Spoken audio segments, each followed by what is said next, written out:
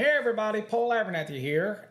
Welcome to another video where we're going to look at some exam preparation and we're going to talk about the Fast Trax program, let you see what it's about. But we want to do some exam prep questions and we're going to start out doing some pretty basic journeyman level questions, although some of them might challenge you. But there's going to be some knowledge-based stuff as well in here. So let's kind of dig in and be able to kind of break these things down for you. Now, before I do that, though, I want to make sure I make it clear. So we're working out of our Fast Trax program, and these are the latest database questions that are in the 2023 edition, but they're also available in the 2020 as well. But we've added a bunch of new questions to the database. But if you're interested in purchasing the Fast Trax program, and really getting access to literally over 1,000+ questions, as well as our 19 units of education. All you do is go to our website. The link is right there at the bottom. You see it, fasttraxsystem.com. Here's the website. Basically right here, you have the choices of a budget, black, and the plus. The budget is just giving you our course info. I'm not grading anything. You're not interacting with me. Basically, you get access to the information, and that may be all you need. Now, we have a black and we have a plus program. There are 19 units of an intense study. We walk you through the beginning all the way up to things like hazardous locations and healthcare facilities, and we quiz you on that. Now, the difference between the black and the plus is that we also have a platform out there called Fast Trax Tube. That's a video-driven platform. Now, you don't get access to that in the black. But there's more than enough information in the black to help you learn the NEC. But there are some people that want some ancillary videos. And the great thing is with the plus, you're going to get a year's access to that platform as well. So that's the only difference between the black and the plus. So I wanted to make that clear. But all you do is go to our website, click on the link of the program you want, or look at all three if you want. There's even some demos up there to kind of walk you through, and you can actually see what the program's all about. So make sure you watch the demos. All you got to do is go over here and click. So for example, I'll click the black just to show you. And here's the black page. And you'll go down and here you see your options between the 2017, 2020, and 2023. Here's the demo you can watch. And it kind of really runs you through all 19 units and kind of get you a feel of what the program's like, what you can expect, by the way. Make sure you read this information down here, whether you're looking at the black or the plus. Because it kind of tells you what's in the program. Reminds you that you don't access your course through our website when you get the black or the plus. You have a separate console. We will send you that information via email within 5 days of your purchase. So you'll get that information. That is all explained down here. Allow 5 days and whatnot. Anyway, so make sure you also know which testing your state's doing, whether they're on the 2017, the 2020, or 2023. That is on you, because we don't know what it is in every state, okay? So anyway, that's our Fast Trax program. It's not just exam prep, okay? It is really teaching you the National Electrical Code. That's what I'm all about, okay?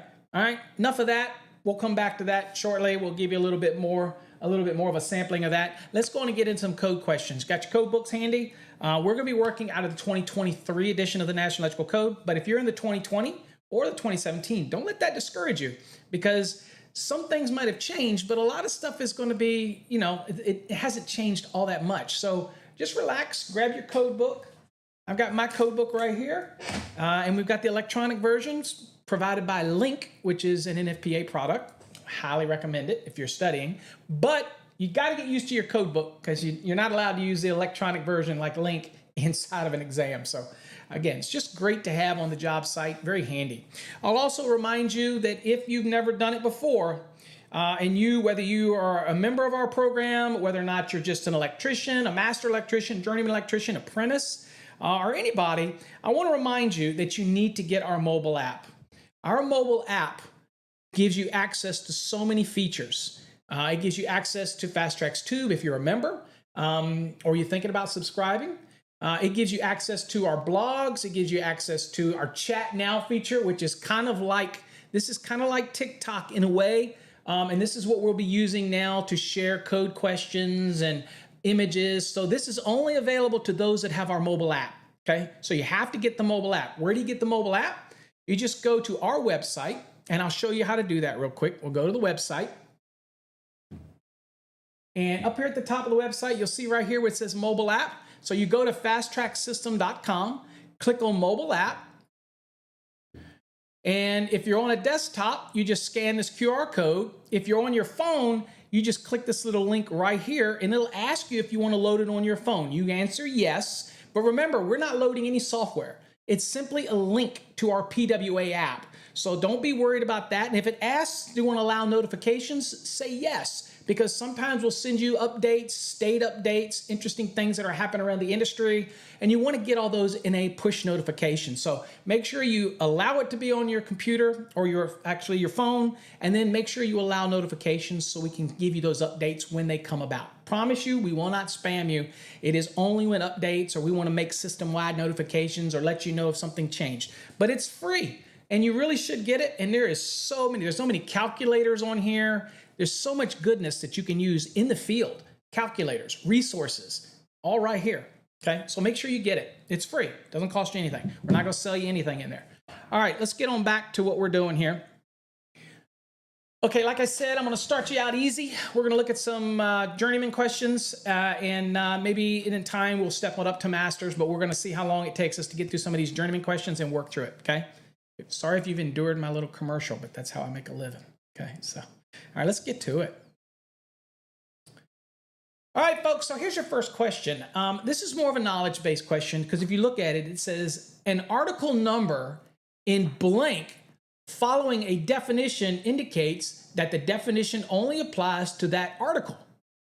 So where do you learn this? So this is interesting. If you look at the National Electrical Code, and this is kind of one of those ones that you have to learn it. Now it's in the very beginning of the code. It talks about what these things mean, and most people skip that portion of the code, right? But when you're looking at definitions, it's structured in a certain way, okay?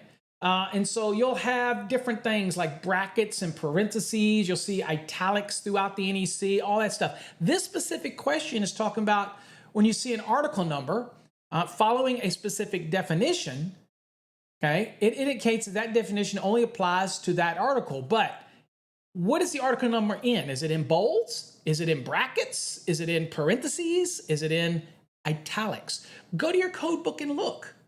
Really, go to your code book. We'll go look itself. But let's go over to the NEC, and let's go on and dig into some definitions real quick and see what we're talking about. Because this is more historically what we're trying to get you to learn in this scenario right here. So let's kind of go down to some definitions here.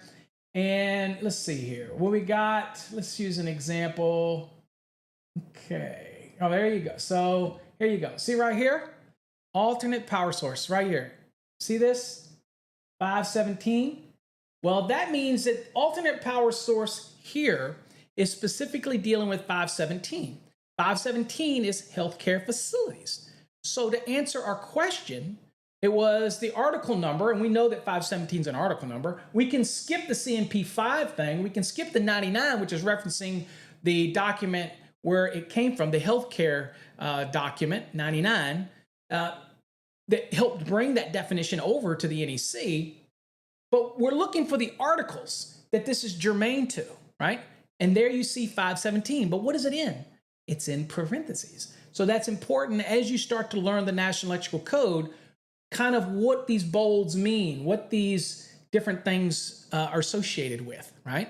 CMP means that that definition was under the purview of that specific code-making panel, which is 15. So they massage the definition, and then it goes into definitions in Chapter 1. But here you see 517. That means 517, the article, has direction, okay? That's basically, it only applies to 517 when it comes to this definition. All right, so let's go back to the question. And based on what we've learned, we're going to click parenthesis, and there you go. Reference Article 100. Okay. Now, just for craps and giggles, you could probably go back to the very beginning of Article 100, and it does give you this insight. So I do want to show you that because people say, well, Paul, where is that in the code? specifically, and remember, we're in the 2023, and there's a lot of changes that took place to Article 100. But right here, it says an article number in parentheses followed by the definition indicates that the definition only applies to that article, okay? Only applies to 517, all right? So there you go. Wanted to just to kind of let you know how that applies and what you're seeing, okay? Okay, let's go on back to the lesson. We did good on that one. That was just kind of more of a little history lesson to help you understand, because you'd hate to apply some definition of something to the wrong article and totally get it out of context, and then you get the question wrong. That would suck, especially in the real world, if you don't understand that this definition only applies to a specific article. All right, let's go to the next question. All right. Blank is acceptable to the AHJ. Listed, approved, tested, or authorized. Now remember something, folks. The AHJ, authority having jurisdiction, throughout the National Electrical Code, it makes a lot of statements that says approved by the AHJ. So the AHJ is charged with proving something, not listing anything. That's an NRTL. That's a nationally recognized testing laboratory. They do listings. All right. The AHJ doesn't test anything. Okay. That's supposed to be done before you get it. So they're not testing anything. And then authorized. Okay. Authorized is a different type of word. They don't authorize anything in a sense. They approve certain things, or they say, okay, you've given me enough information. I've seen the manufacturer's instructions and that's part of their listing. I'm going to approve it for this application, right? So let's see here. If we choose approve, there you go.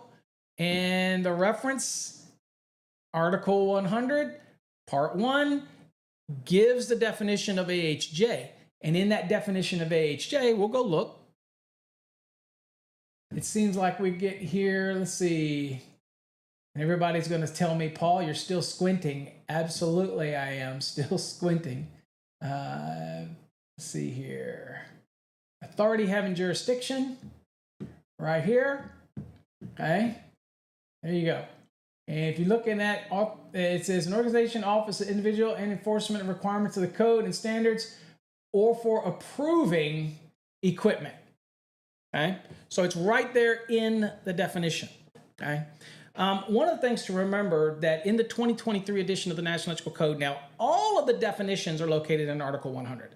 You no longer have the .2 where the definitions are specific or may be germane only to that specific article. Now everything has been moved over into Article 100. So that is the importance of the last question, because you still have certain definitions that are specific to just that article, and now how they do it is with the parentheses. That makes better sense of why we had the other one. And again, I'm here to teach you. So again, some of these things may seem very basic, but we build up in this series. We're trying to get you better and better at it, right? So we got to start with the basics to be able to do that. All right, let's get back. All right, doing really good. Let me go on and make sure I have everything on my screen ready. Okay, let's go to the next question. All right, now, when performing branch circuit load calculations, the outlets for heavy-duty lamp holders shall be calculated at a minimum of blank volt amps. All right, so think about this application. You're thinking, all right, this is a calc, right? And so it's asking me about volt amperes, right? And it's a branch circuit, because it's talking about performing branch circuit load calculations. So you really need to start getting in the mentality here is, okay, when I see something that's asking me about a branch circuit calc, where do I go to do calcs, right? Where do I have to go to that really gives me the process for doing calculations? Well, easiest thing to do there is to go to Article 220. And remember, there's a Part 2, Part 3, and Part 4, which work together. Okay, so branch circuit applications, Part 2, Part 3 is we call it a standard method of a load calculation for service and feeder, and then Part 4 optional. But start getting that mentality in a question when it's saying, okay, I see a volt amp, asking me about volt amps, and then it's like, okay, you're asking me about a branch circuit load calculation. So that drives me to say, well, This makes sense. This needs to be, this is a 220 thing. So we're not using the index here because I do a lot of training with you using the index. This episode, we're trying to put some memory points and make you remember certain key things. So this is why I'll focus on it. So my training is different all the time. I'm always changing it up. So here we're trying to take some things and I'm going to pick out little points that you need to remember that kind of trigger things. And you know, it's not tips and tricks. It's really trying to trigger your mentality to think, okay, when I see branch circuit load calc, I'm thinking, well, that's going to be in part 2 of 220. When I see service or feeder load calcs, it's going to be, well, are they asking me for standard or optional? If they don't say optional, then I know that we're talking standard. Those mental triggers, that's what we want to work on. Okay, so we still got to find this answer. So let's go into the code. And since we know, and we're going to use what's called bold scanning techniques today. Again, I wish that the NFPA would add the index to link so that educators like us can show you how to use the index that way. And I do that, but it's hard to do that, and I don't have my third camera set up. So I'm going to use this technique to bold scan for you today. All right, and we're going to use triggers to try to get us where we need to be. And again, I'm going to hopefully log that into your brain. All right, so let's go in here, and I'm going to look here, and I'm going to say, okay, so I know that I need to be in 220, so I'm going to move past these definitions. Hopefully you can see this all okay. And we're going to go to 220, if I can find it. Okay, here's 2. We're going to go to 220. All right, we're in 220, and of course, in 220 now, I'm going to get us down to where I think we need to be, and that would be, obviously, we're going to go down to part 2, and if I can find it in here. Again, I can't see it just like you probably can't see it, so, all right, so there we go. So we're in part 2, we're at branch circuit load calculations. That's what our question was about, right? And our question was about performing a branch circuit load calculation when the outlets for a heavy duty lamp holder. Okay, so we're going to go down. So we're going to be bold scanning, right? And here's our other loads. Okay, other loads and specific. No, luminaires. Oh, heavy duty lamp holder. E. Didn't take us long. But what we had to do mentally was remember, we're doing a branch circuit load calculation. It's asking about a specific item, a lamp holder. And in this case, a heavy duty lamp holder. So that's just things that you're going to take and put in that memory bank, that branch circuit calculations asking about specific appliances or specific things, right? That this is where you would go first to see where you need to be. And the reason I say that is because if it had been about ranges, for example, you probably know that you'd go on to 220.55, or dryers 220.54, but you notice it right here, it tells you to go there. So this is where you're getting that direction as well. So that's important to remember in 220.14. It's also helping give some direction. And the 2023 edition kind of made that even a little easier in the way it's laid out. So that's a great change for the 2023 is how you approach it. It just kind of simplified it. All right, so let's go down here. So here we are. And here's our answer. It says outlets for heavy-duty lamp holders shall be calculated at a minimum of 600 volt amperes. That's our answer, 600 volt amperes. So let's go back to our lesson. And we'll choose 600. And there we go, 220.14E. And that is our answer, okay? So we didn't use the index. Now, could you have used the index? You probably could have gone back into heavy duty lamp holder. Remember my trigger and how you find the points, the targets, words, or key phrases or key references.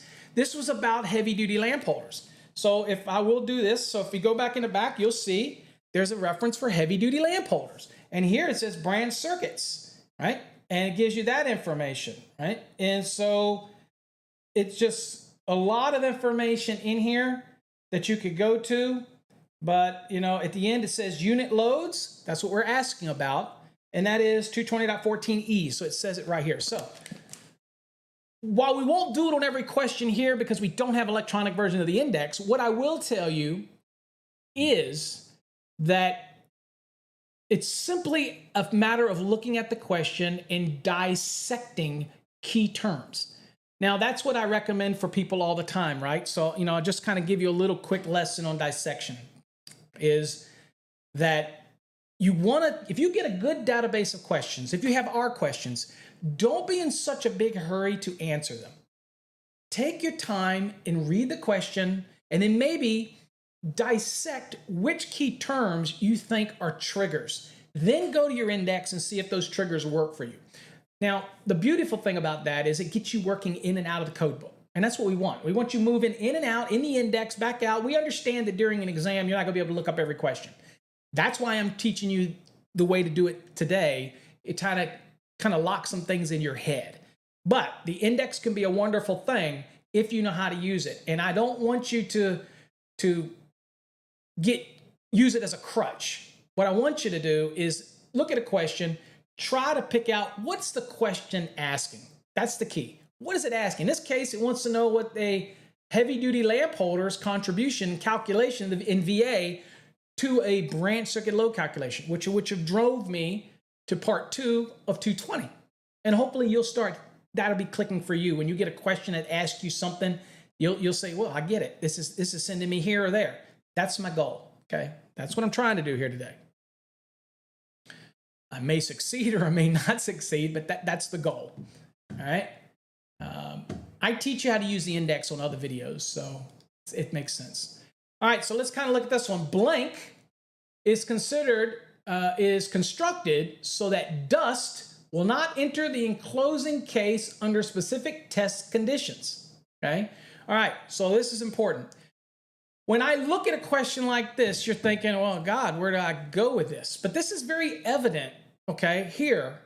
Very evident that this is a definition.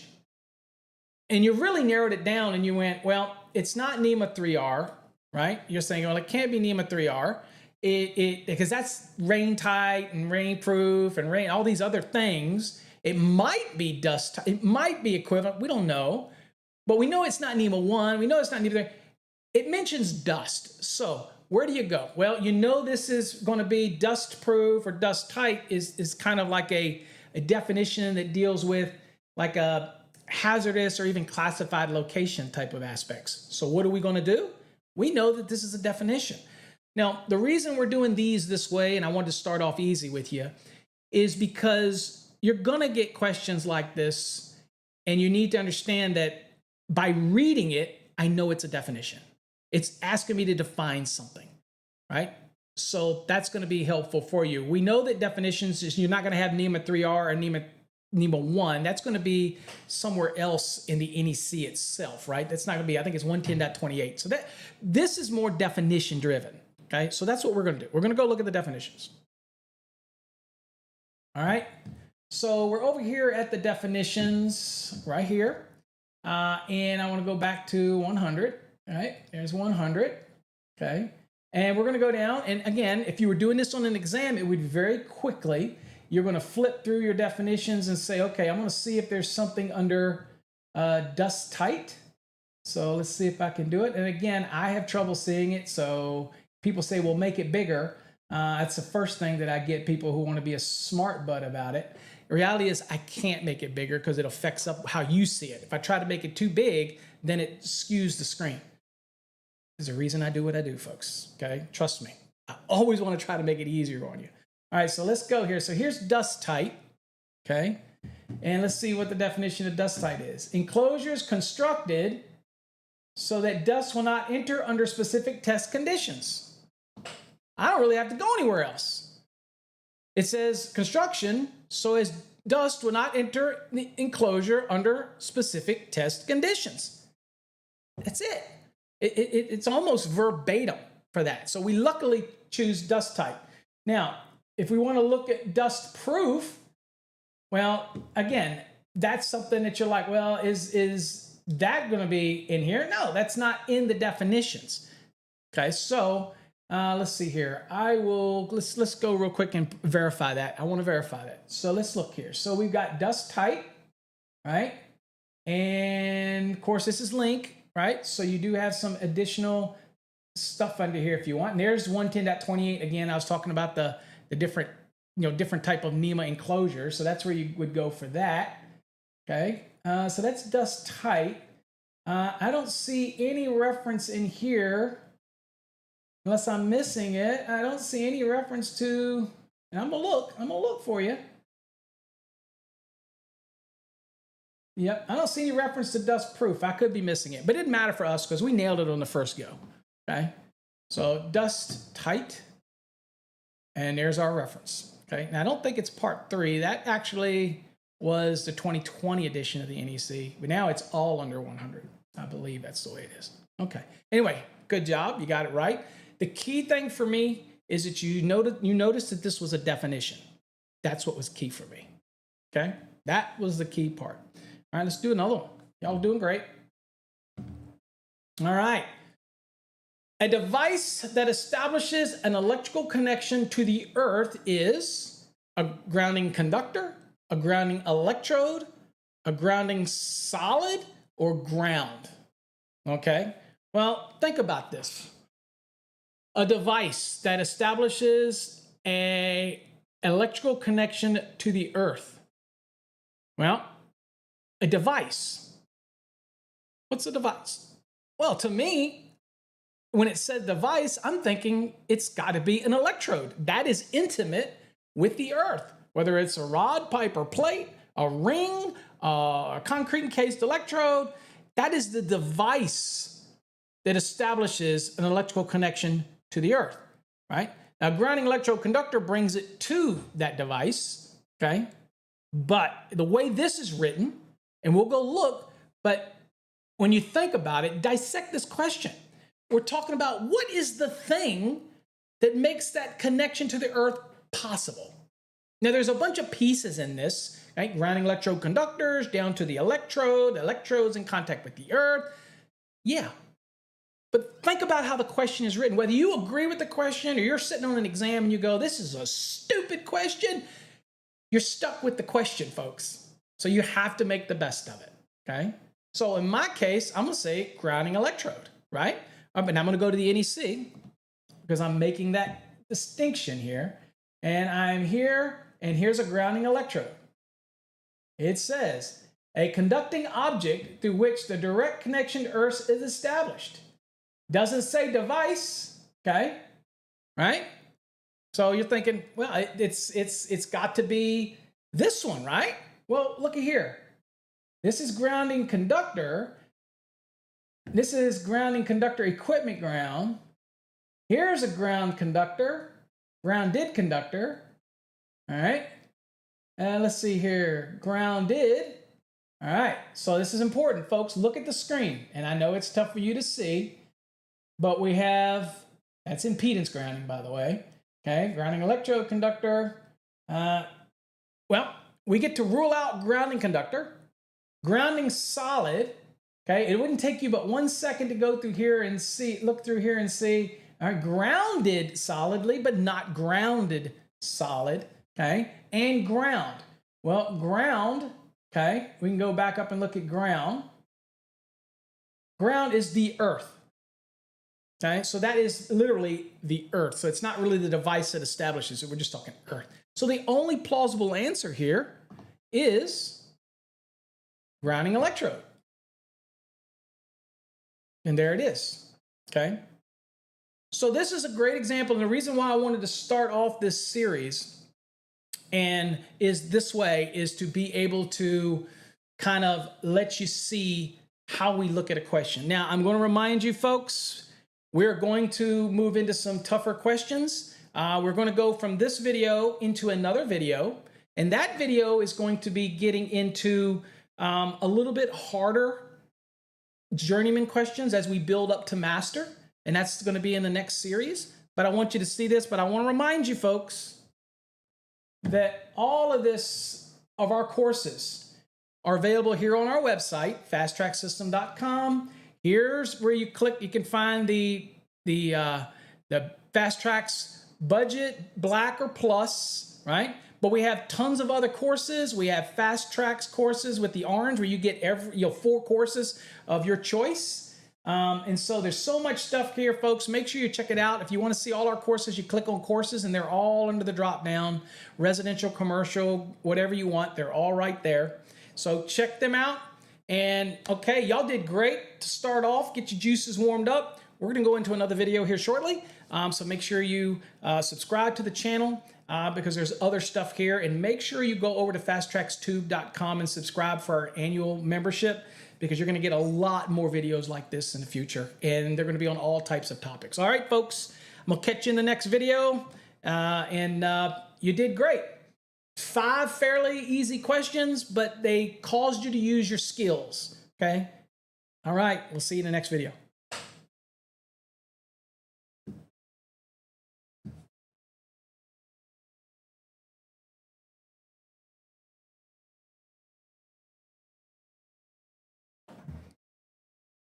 Hey folks, don't go away. Thanks for watching the series on exam prep. Look, if you want to learn the National Electrical Code, there's nobody out there in this industry that can teach you the code any better than me. I will walk you step by step through. We have the best illustrations. We have competency review questions to test your knowledge. Look, if you're trying to learn the NEC, then you need to get in our Fast Trax program. Not only that, is you get mobile apps, you get message boards, you get chat. There's so many ways for you to connect with us and ask questions. Hey, look, if you're trying to learn the National Electrical Code, our Fast Trax program can do it. Now, maybe you already got your license and you're doing residential and you want to get better at residential. Guess what? We got a Fast Trax Red. That's residential deep dive. We have Fast Trax Green. That's commercial deep dive.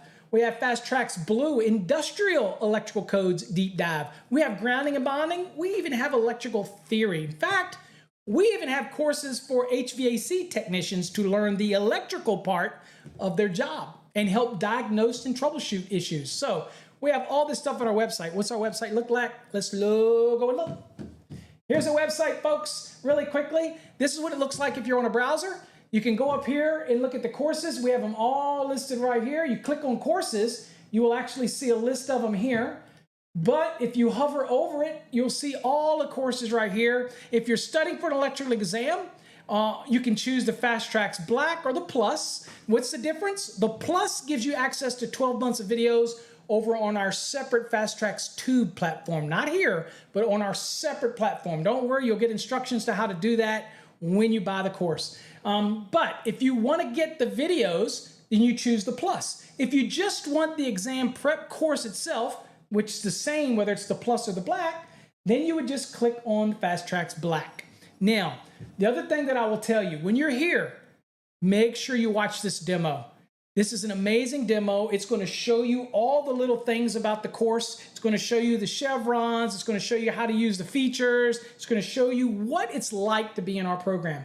And I think it's going to blow your mind, because up until now, if you're watching this, you probably just kind of stumbled through the NEC or flipping back and forth or bought somebody's videos.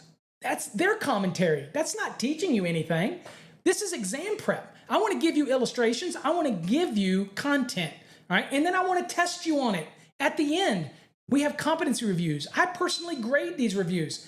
That's what sets us apart. So, hey, I appreciate you watching this video series. Hopefully you check us out. Go to this website right here. And please, I appreciate all of you and all of your faith you put in me to teach you. I've been doing this for over 30 years. I have created a system, whether you're pre-licensed or post-licensed, to help you learn the NEC. So hopefully you'll check out my videos, you'll subscribe to my channel, you'll become a Fast Trax member, you'll download our mobile app, and you'll watch the next edition of this series. Till next time, folks, stay safe. God bless.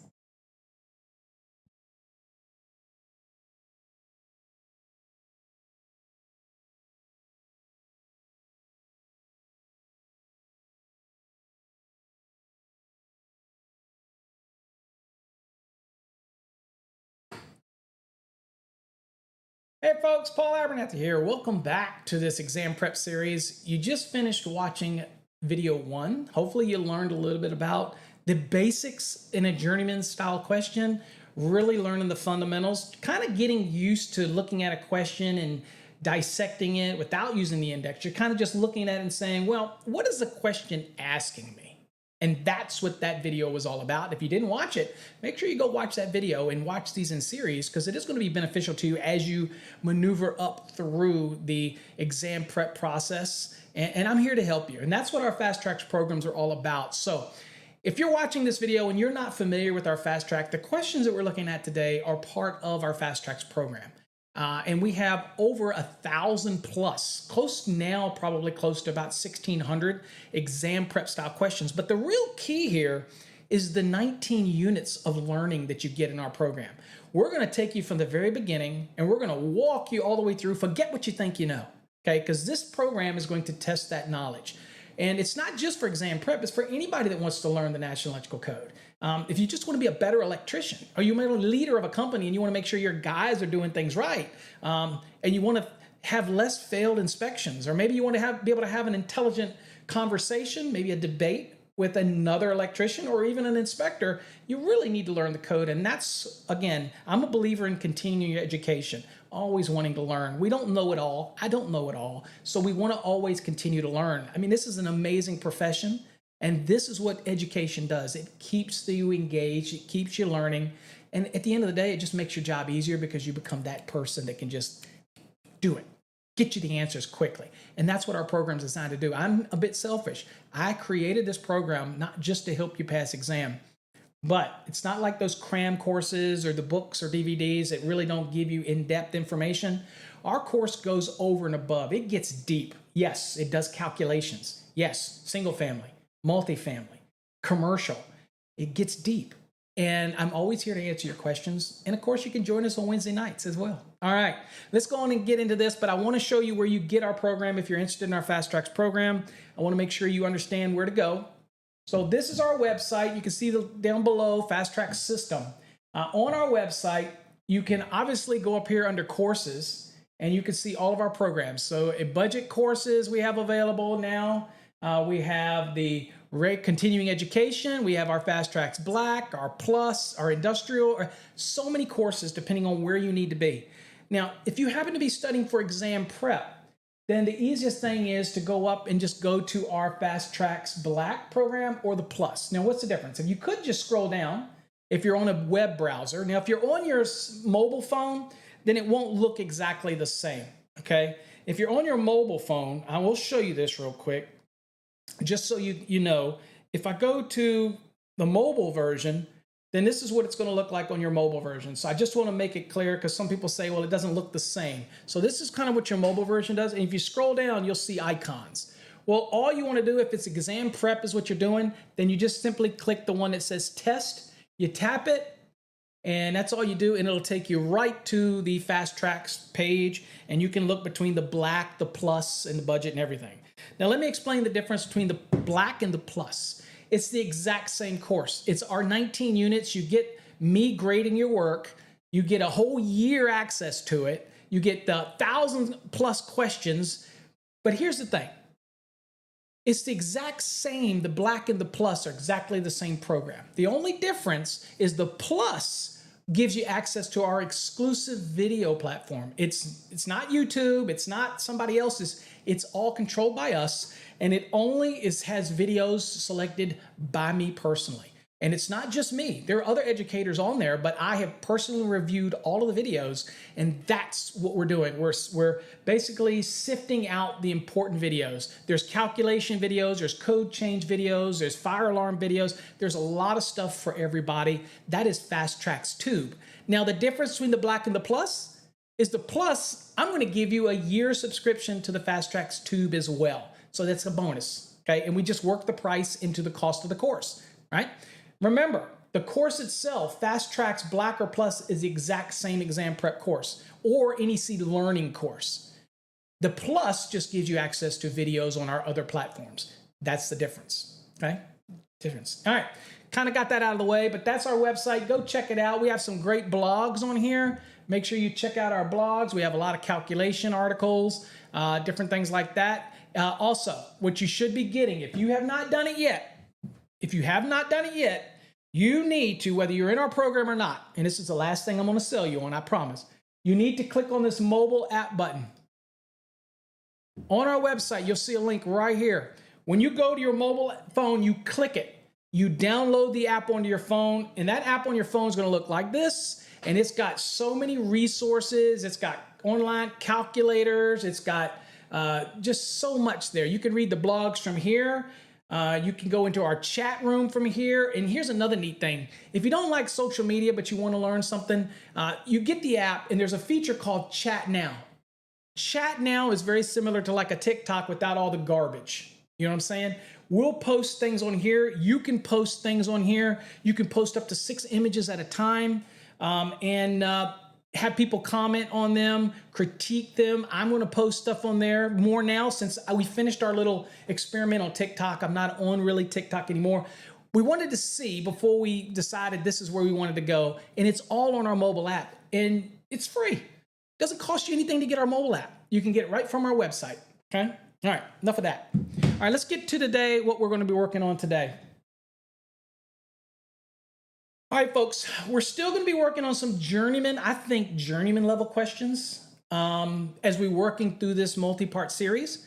And today we're going to look at them again. And today we're going to be, again, using our knowledge. Now, I'm not going to be using the index. You can use the index. I will give you some tips on how you may use the index. But we're not going to do that. We're going to try to do something a little different in this series where we're going to try to lock some of these concepts in our brain.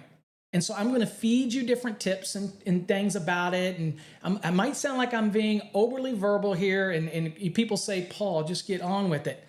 I get it. I am long-winded. But I've been doing this for 30 plus years. And if I look at the overall feedback I get, people like the way I teach it. And I know I'm 7 minutes into this and you're thinking, let's get going already. I get it, but I got to make a living. And for all you that buy our courses and support us or do our membership over on Fast Trax Tube, I appreciate you. It keeps us able to do these things. It's a small amount to you, but it's huge for us. So we appreciate it. All right, let's get into this. All right, first thing we're going to look at, first question up. It says a 24-inch conduit nipple is permitted to be filled to blank % of the total cross-sectional area. Okay. All right. So a couple triggers that come to mind here. You ready? We're talking about 24 inches, and the question already told me it's a nipple. Already said it's a nipple. By this point in your studying, unless you're brand new to studying or learning the code, you know right away that this is a Raceway fill question. Okay. And you're looking at it and going, there's obviously a percentage. Now, the savvy electrical student will go, well, I know that there's a 40, there's a 53, okay? And and there's a 60%, and then there, you look at it and there's a 31%. And you're sitting going, well, I don't see 31. I see a 40, I see 53, I see a 60. You might already know this answer. So this brings me to one important thing that I'll tell you about exam prep and in an exam. If you happen to see a question on an exam that you just flat out know the answer to, guess what? You answer it right away and you move on, because that's going to build you up some extra time in an exam. In the real world, you want to go ahead and look it up in the code. But there's two different worlds here. The exam, you're under a time crunch. That's why we train you with these things. And this is why I give you so many little things to think about, because what I'm going to tell you right here in a minute, it's going to be worth a lot of weight of knowledge when you're in the field or when you're in an exam. And it's going to forever lock it in your brain. You ready? Okay, let's go back. So in this case, we're looking at a Raceway fill requirement, okay? And here it's talking about a nipple, right? We also know that it's talking about percentage fill. Where do we go for percentage fill? Now, you could go to the back of the index, but you should know by now, anytime you have a Raceway fill calculation problem, the first place that you want to go is Chapter 9, Table 1, because that's going to give you the different fill allowances, okay? And then you have associated notes that are going to give you additional direction. So this is an example of one of those I want to lock in your brain. When you hear something on an exam about Raceway, tubing is a Raceway, conduit is a Raceway, when you start seeing this, I want you to think Chapter 9, Table 1. And there's various notes associated to give you additional guidance. So that's what we're going to do. We're going to go to the NEC. All right, so let's go to the NEC. And we're going to go down to Chapter 9 right here. And we're going to go right here. So this is it percentage. Well, what does it say right here? Okay, you look at each one of these and it says, okay, number of conductors and or cables. So you've got one conductor, 53%, two conductors, 31%, over two, 40%, okay? We're all familiar with that. But where does it talk about the nipple? Well, go down to these notes right here. What do you see right here?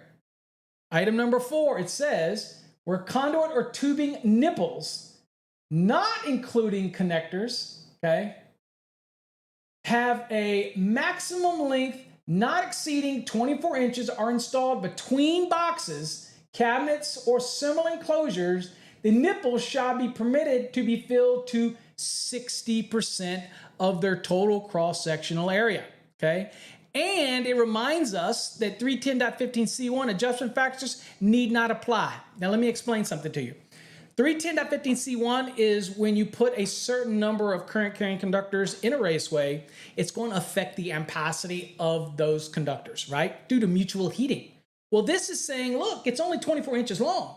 Since it's this short, it's going to allow heat to dissipate, or that conductor is going to act as a wicking effect, and it's going to pull that heat out, and you're not going to have a problem. So I get to ignore 310.15c1. Hey, it's a beautiful thing for the nipple.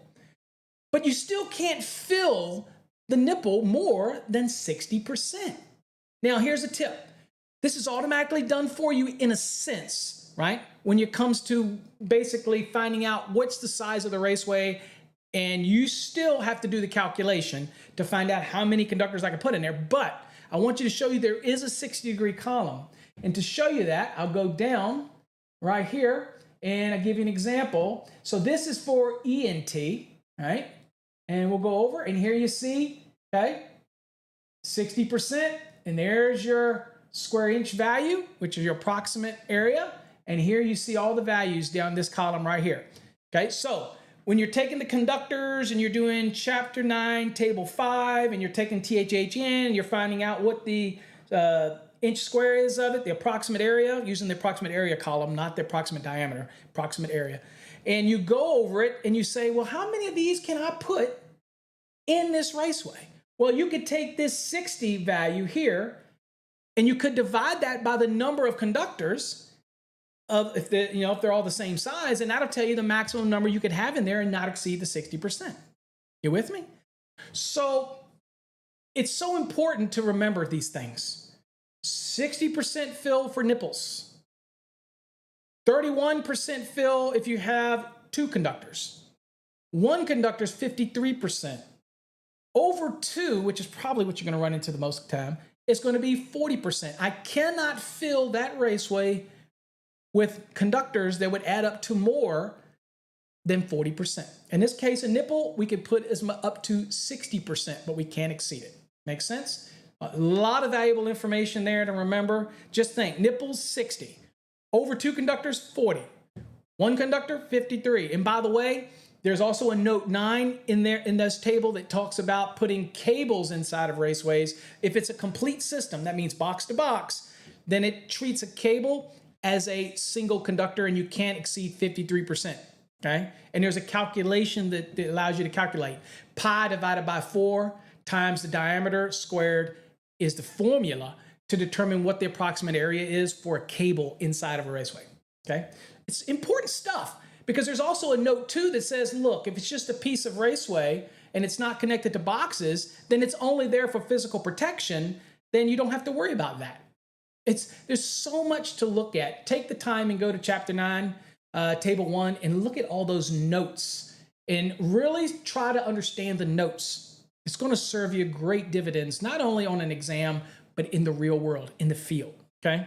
All right, a little more explanation on that one, but I felt it was necessary for us to kind of go into the details, dig into the weeds a little bit, get you a little more familiar with Chapter 9, Table 1, and the various notes. Of course, I do have videos, folks, over on Fast Trax Tube that talks about raceway fill, and we cover all of that in an exhaustive detail. I'd love you to become a subscriber on that platform. It's only $99 a year. We lowered the price, or you can do month to month.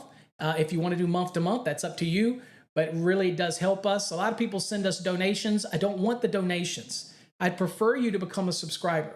That way you get something out of it. right? That's what I prefer, but we appreciate you nonetheless. All right, so 60, there you go. Chapter 9, Table 1, Note 4. Beautiful. All right, let's do another question here. All right, now, let's look at this one. It says the minimum radius using a one-shot bender, okay, so it says one-shot bender, okay, bender at 1 trade size. People say 1 inch, but it's really 1 trade size, but here it kind of says 1 inch. EMT is blank. And you got to think about this question. Okay, I'm going to give you a little tip. If you ever see an exam question, first thing, it's talking about minimum radius bending, okay? And then it's talking about a one-shot bender, or it doesn't say something like a full shoe bender and all this kind of stuff. Where do you need to go? Okay, so this is one where I could go back into the index, okay, and start digging around. For example, I could go back here and say, okay, is there anything under one shot? Well, I'm going to do it. I said I wasn't, but I'm going to do it because I want to give you something here that you just need to commit to memory, okay? But I'm going to go look real quick and see if there's anything under this. And you should do it too. You should be pausing this video anytime and going look. Okay, so I'm going to see if there's anything under one shot just to see, because that just seems like, okay, well, is that unique or not? And I'm going to look, and it may or may not. And I don't see anything under one or anything for one shot. Okay, so that wouldn't help us. Next is radius. Okay, so I'm going to look, see if there's anything maybe under radius. And I'm doing this for points, so just bear with me. All right, so I'm going to go look under radius. And let's see if I see anything under radius. I got raceways. Let's see here. I've got nothing under radius that I see. Okay. Nope, nothing under radius. Okay, you're thinking, oh, crap, this is one of those questions, right? We're thinking, okay, well, what about EMT? So I'm going to go look under EMT. Bear with me, folks. You might find it somewhere, but I'm doing this for a reason. And I said I wasn't going to use the index, but I have to illustrate something I want you to commit to memory. So I'm going to go look under EMT, electrical metallic tubing, and see if I see anything. Okay. All right, so electrical EMT, and I'm looking at bends. This question asks about bender. So it's talking about radius. So you have to think it's a bend, right?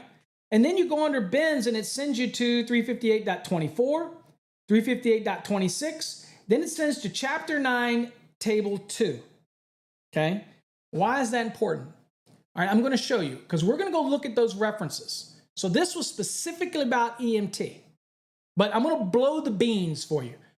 You always want to go, there's a table in chapter 9, table 2 that talks about this, okay? And so you want to make sure that you put that in memory, that if you get a question that's asking for minimum radiuses and it says something about a one-shot or full shoe or anything like that, think chapter 9, table 2. Chapter 9, table 2. But we're going to use the NEC and the index because I said I'd do it for a reason. Under EMT, you'll see it says bender. Now, we're going to go to 358.24. Now, watch the process here because I want you to realize that the NEC is not always, the index is not always the holy grail, but it can benefit you. Let's go here first. And I'm going to go to 352. Bear with me as I squint my way through this. And I know people out there says, Paul, you need to just get a bigger, screen. There are huge screens. I still can't see. Okay. So again, save me the criticism because it's just not going to help me. Let's see here. Go ahead. So we're going to go to, what was it? 24 first. So here we're at 24. Okay. And what does it say right here? You ready? The radius of a curve of any field bend to the center line of the tube shall not be less than shown in table 2, chapter 9 for what? One shot and full shoe benders. Oops, sorry, I wasn't high enough. There. The index worked, but you have to know where to go. We looked at radius. There's nothing. We looked under, I think we looked under bender. There was nothing. We looked under the wiring method to get us there, right? Now, if you know bins, which is typically .24 in most of the Raceway articles, then you could have gone there and you would have found this and it would ultimately send you. But you have to understand, do you know what a full shoe is or a one shot? These are when you're making in the field bins, okay? Now, if you buy manufactured stuff, bins that are already made, they're already gonna understand this. They're already designed. These are for when you make bins in the field, okay? And you can't be less than what is given here in Chapter 9, Table 2. Okay, with that said, we got to answer the question. But the second reference in here was 358.26. So while we're here, we're going to look at it. And there isn't a 358.26. You know why? Because I'm using the 2020. And this is the 2023. So that's an example of something's missing. So when people ask me, can I use a 2020 to take a 2023 exam? You probably could. But there will be things that are missing, changed, and moved around, and it could get you frustrated. Okay? So we're going to go down, and we're going to go to Chapter 9. And we're going down here, and we're going to go down, and we're going to go to Table 2. And here it is, right here. Here is Table 2, right there. Radius of conduit and tubing bins. And we have one shot and full shoe, right? And what was the size of ours? Ours was 1 inch, or trade size 1, remember? Just so you know, I'll go back to the question. So here's it right here. It's a one shot bender for 1 inch EMT. Makes sense? All right, so we're gonna go back to the code. And so here it is, it's 1 inch right here. Let's go over, and this looks like 5 3/4. That's our answer. So let's go back to the question. 5 3/4, and there's our reference. Chapter 9, Table 2. Again, I get it. I'm long-winded. But if you let what I say soak in, it's going to make so much sense for you. Okay? All right, let's go to the next question. All right, the diameter of a 1.5 EMT conduit is. So it's a diameter question, right? It's not necessarily asking us fill or anything like that. It's just basically saying, okay, it's a 1.5 trade size EMT. What's the diameter? And you're thinking, it's one of these. Where do you go? All right, well, remember we were doing what we've done in previous questions? We know that all the information about our raceways, whether it's the fill percentages or whatnot, this is kind of stuff you need to start plugging in. It was all back there in where? In Chapter 9. And you're thinking, that makes sense. Table 4? Because Table 5 is the conductors, Table 4 is the different raceways. Let's do this. Let's go back into the code. And we're already kind of back here anyway, right? So it was for EMT. So we want to make sure that we're going here. So here we are. This is Table 4, okay? And we'll be looking for, what is this for? All right, this is, there you go, EMT. Okay, you can verify that. It's Article 358, okay? So now what we're working with is like, we don't care about this stuff. 60%, we're not, that's not gonna, that we don't care about that. All right, so it's asking, the question is the diameter, okay? So you have a nominal internal diameter, right?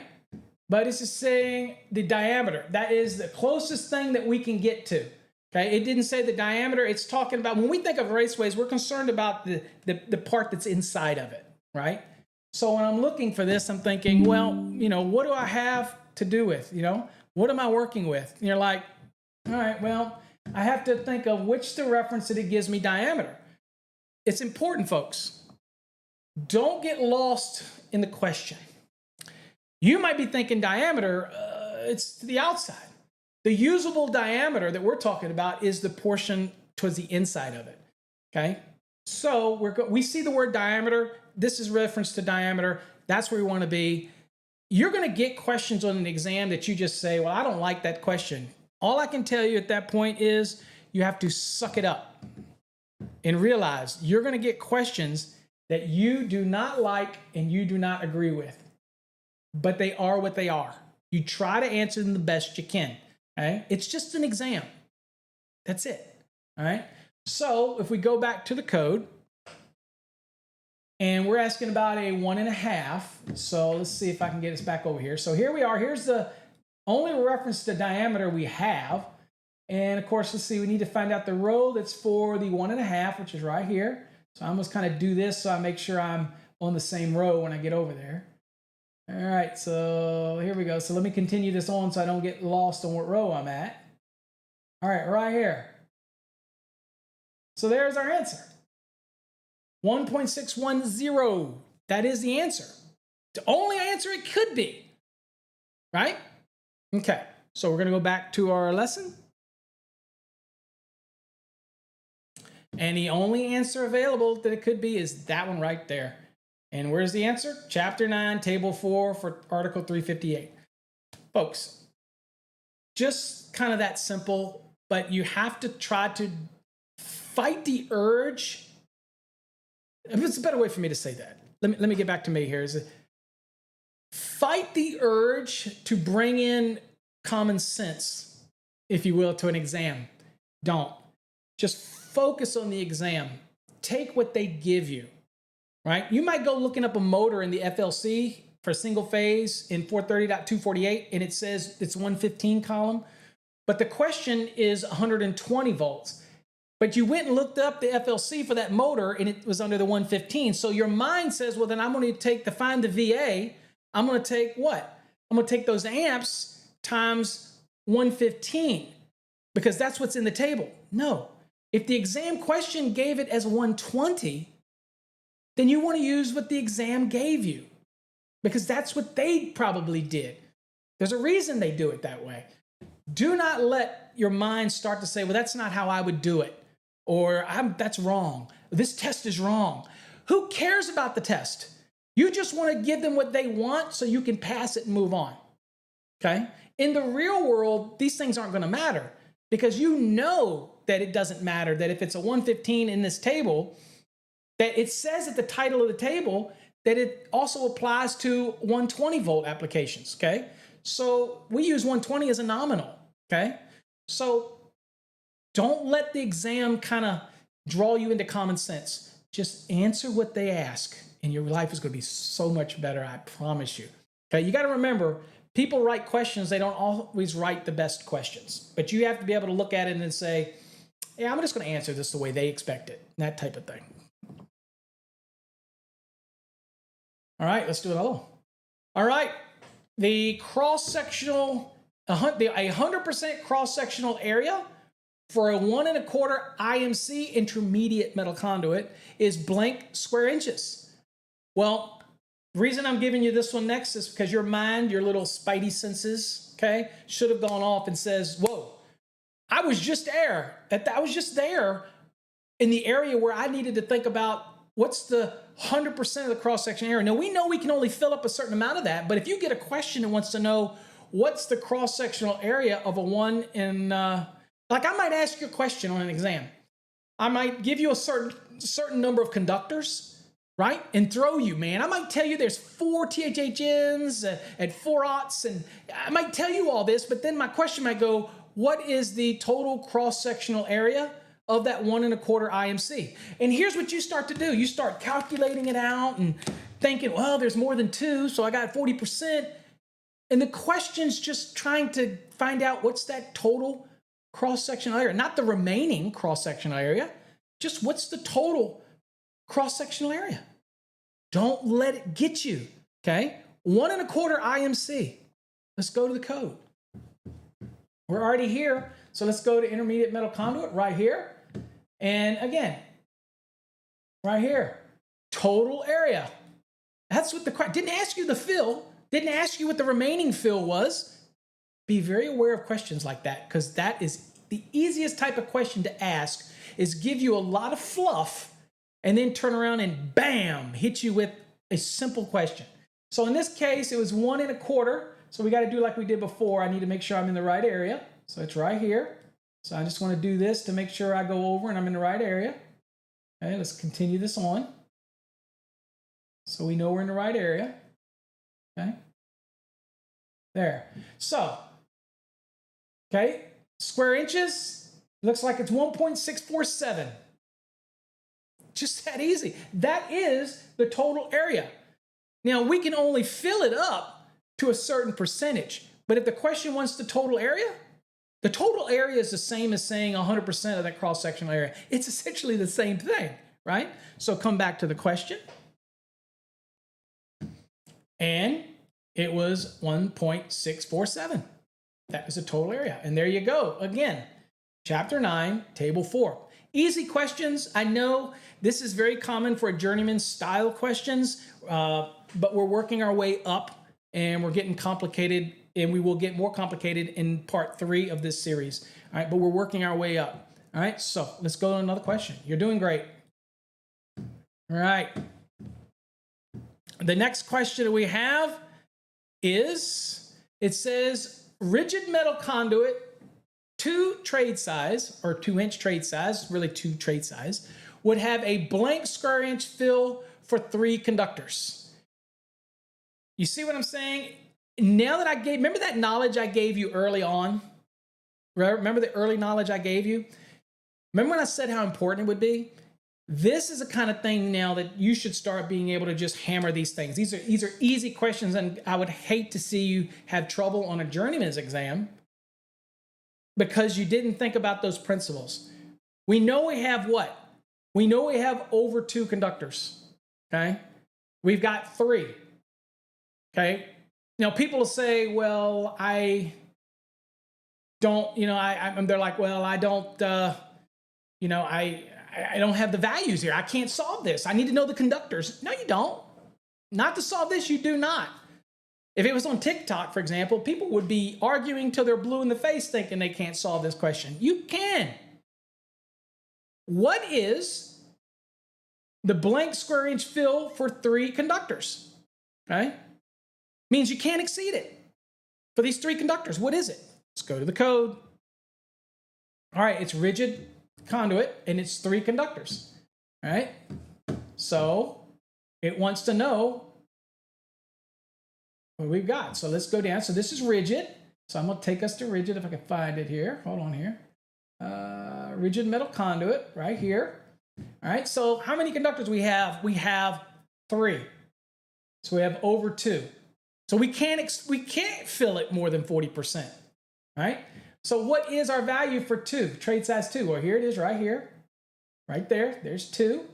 And the 40%, we want to be in the square inch column. And that would be 1.363. That is the maximum we could put in there. Even if we have 3 conductors, that's the maximum we can go. We don't have any conductor sizes. We haven't done any math. It doesn't matter. We need to know what's the value in square inches that I cannot exceed. And that's the answer. So I come back to the question. And there it is. Right there. Chapter 9, table 4.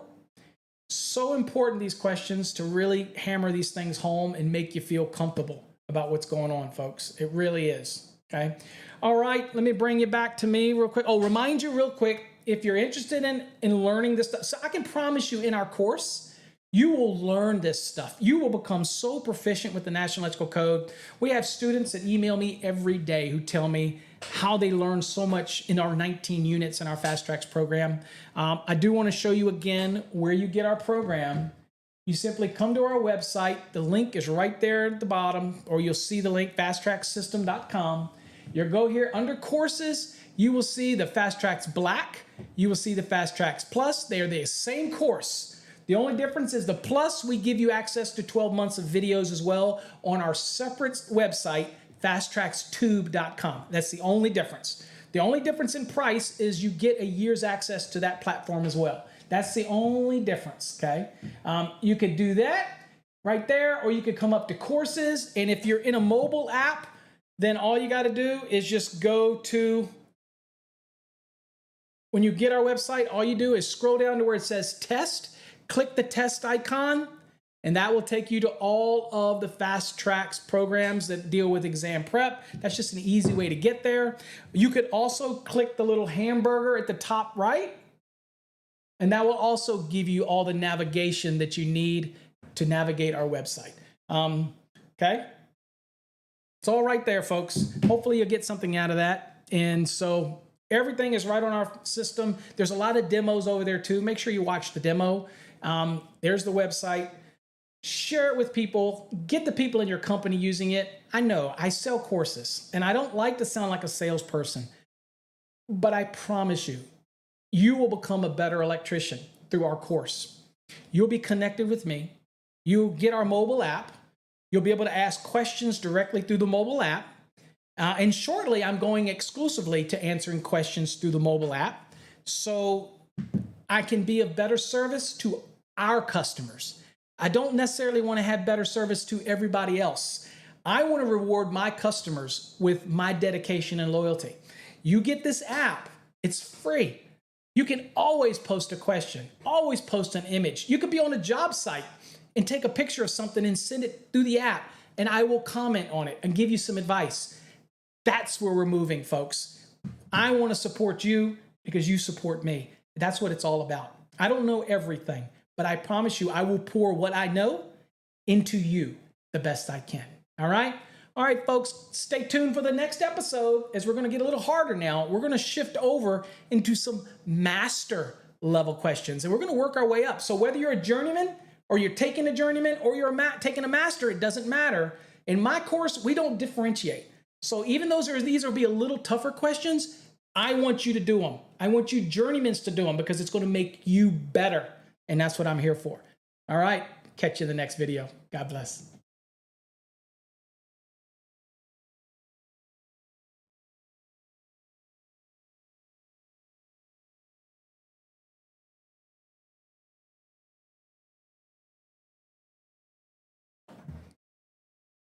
Hey folks, don't go away. Thanks for watching the series on exam prep.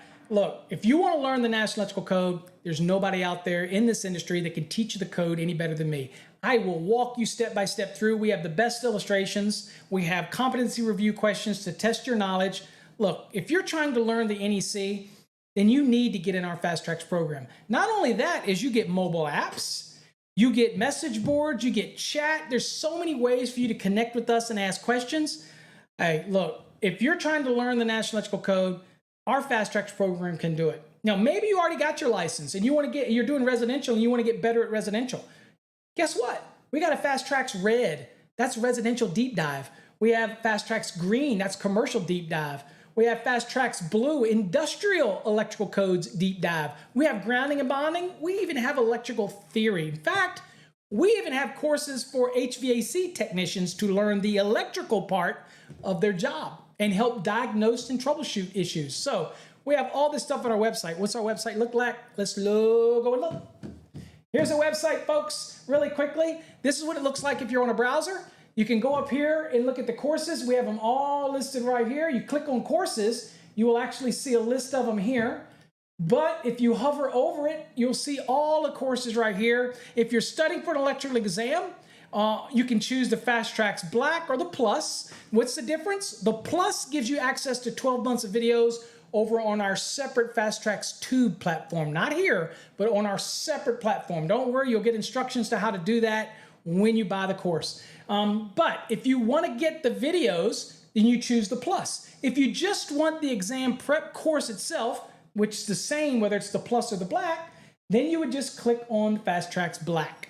Now, the other thing that I will tell you, when you're here, make sure you watch this demo. This is an amazing demo. It's going to show you all the little things about the course. It's going to show you the chevrons. It's going to show you how to use the features. It's going to show you what it's like to be in our program. And I think it's going to blow your mind because up until now, if you're watching this, you probably just stumbled through the NEC or flipping back and forth or bought somebody's videos. That's their commentary. That's not teaching you anything. This is exam prep. I want to give you illustrations. I want to give you content. All right, and then I want to test you on it. At the end, we have competency reviews. I personally grade these reviews. That's what sets us apart. So, hey, I appreciate you watching this video series. Hopefully you check us out. Go to this website right here. And please, I appreciate all of you and all of your faith you put in me to teach you. I've been doing this for over 30 years. I have created a system, whether you're pre-licensed or post-licensed, to help you learn the NEC. So hopefully you'll check out my videos, you'll subscribe to my channel, you'll become a Fast Trax member, you'll download our mobile app, and you'll watch the next edition of this series. Till next time, folks, stay safe. God bless.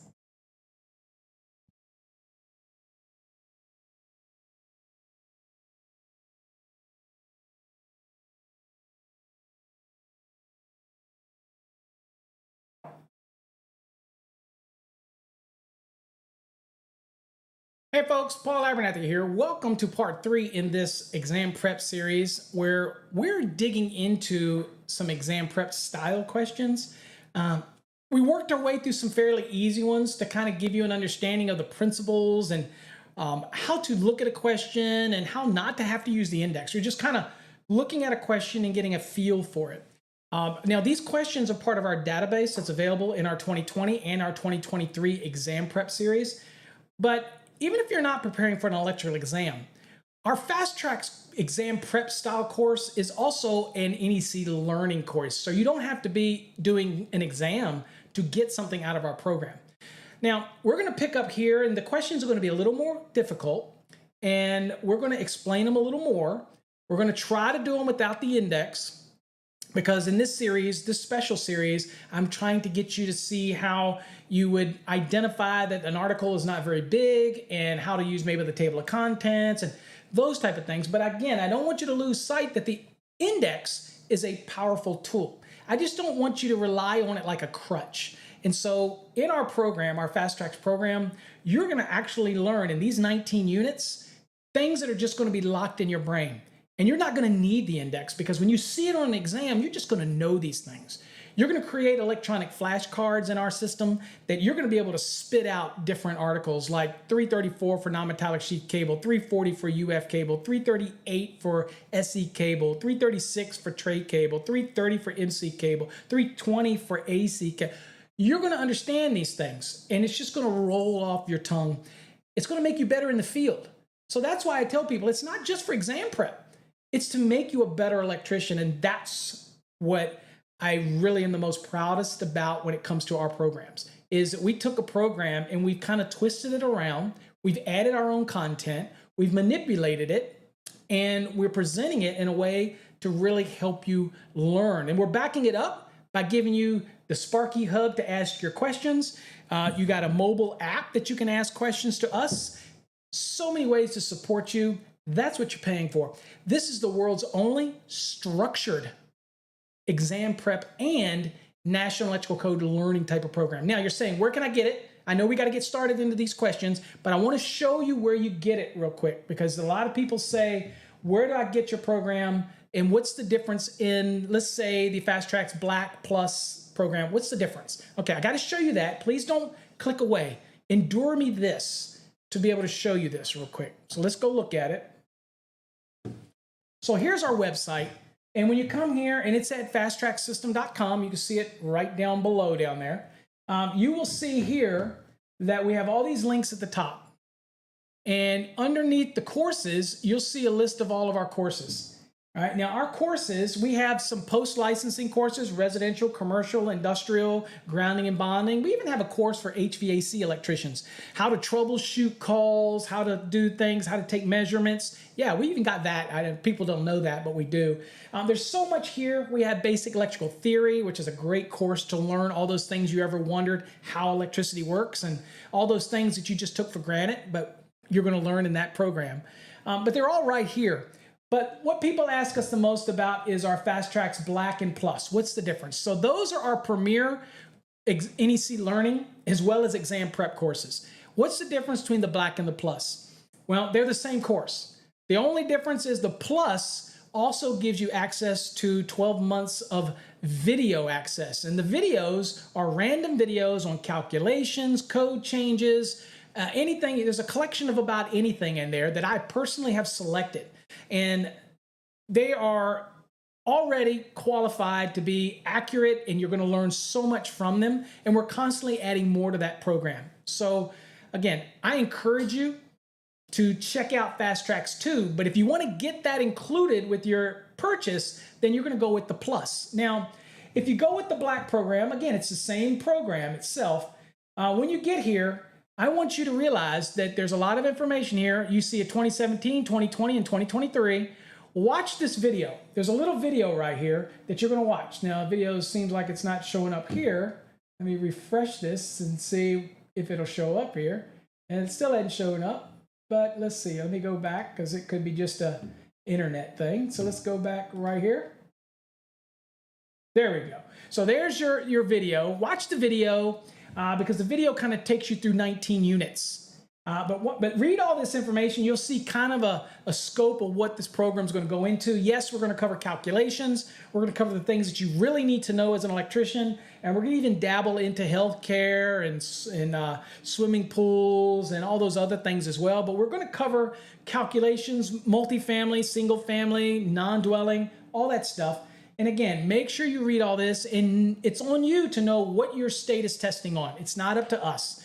So make sure you check with your state before you purchase 17 or 2020 or 2023 to find out what your state is testing on. Because once you purchase it and you activate it, you can't switch courses, okay? These courses are all independently different. So it's important that you do your due diligence first, okay? But anyway, that's our website. That's where you get all that information from. Before I leave, I do want to tell you that you want to make sure that you also get our mobile app. And our mobile app has got so many resources for you out in the field. Go over here where it says mobile app, click on it. And you're going to see this link right here. Click on it, accept it. All it's going to do is put a little icon on your phone. The actual app is not on your phone. It's in the cloud. But you click on it and it opens up our mobile app. So many features here. We have the chat now feature, which is basically just like a TikTok, but again, it's only members of the app can see it and post things, so it's a very closed network. But you also have the Sparky Hub access here, our chat room here for support questions. You've got our Fast Trax Tube. You got blogs on here. You even can listen to all of our podcasts. We have over nearly 1,000 episodes of podcasts on all different types of topics. You can listen right from your phone. So this is a must-have for any electrician. So make sure you get our mobile app. Okay, it's free. Doesn't cost you anything. All right, folks. Let's get to the lesson. I know that's what you came here for, and thank you for indulging me. All right, so this lesson today, as the questions are a little bit harder than the last 2 episodes. So make sure that you really focus and you got your code book. And again, we're on the 2023, but it shouldn't be any real difference in these questions, whether it's the 2023 or the 2020 or even the 2017, as far as these questions, okay? All right, let's get in it. All right, the first question here, remember, we're going to try to do this by using our intuition, our understanding of the code. You can pause and use the index as well. I will point out trigger words to use the index on, but really we want to focus here on the question. All right, so the first question is, it says, a legally required standby system shall have standby power readily within blank seconds after normal power failure. Now remember, there's a difference between emergency power, legally required power. Do you know the third one? It's optional standby power. Anytime you put a Generac or a Kohler generator at a house, that is not emergency. People say, oh, emergency power. It's not.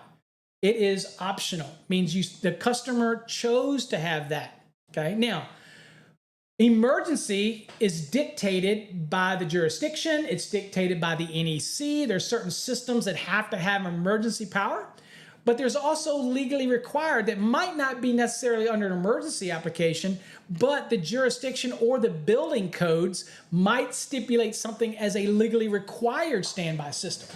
Well, the time frame for an emergency generator to come on versus a legally required is different.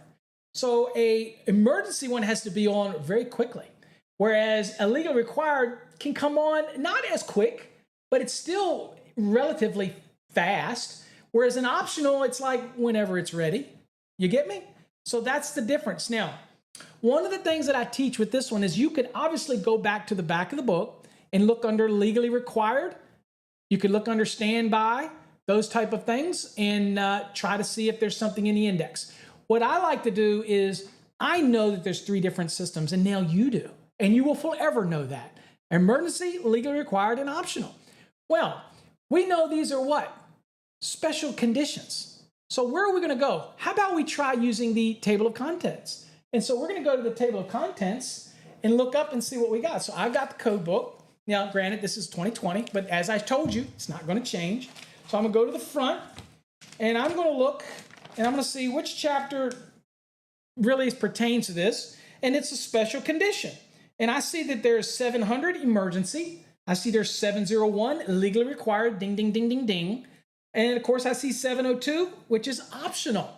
Well, we're focused on legally required. So when you look under legally required, it's only 4 parts. And you'll see part 1, general, part 2, circuit wiring, part 3, source of power. Isn't that what we're talking about here? We're talking about what happens when we lose power from the normal power system, and now we have this legally required system generator kicking on, and it has to do it within a certain amount of time. But the other thing that you'll notice is this is important. You could go in this one, for example, if you already know the 3 different types of systems, you could spend a lot of time in the index, or you could look at this and go, wait a minute, this starts on page 612 and it ends on page 614. 2 pages. I've got very defined values here, 10 seconds, 60 seconds, 90 seconds, 120. How about I use a bold scan technique instead, and I'm going to go right to page 612. So we're going to do that. Now, I'll do it electronically, but that's what we would do. It's only 2 pages. Bold scanning is going to help you find it quicker. So we're going to go to the code, and I'm going to go down, and we're going to go to 700, chapter 7, excuse me, we'll go to chapter 7, and we'll go to 701. And here you see, it is, again, not a lot. I'll scroll down and show you how quick this ends. That's it. It's not a lot there. 2 pages. So we're going to be bold scanning. And what are we doing? We knew that part 3 was about source of power. So we're going to skip all this, and we're going to go down to part 3.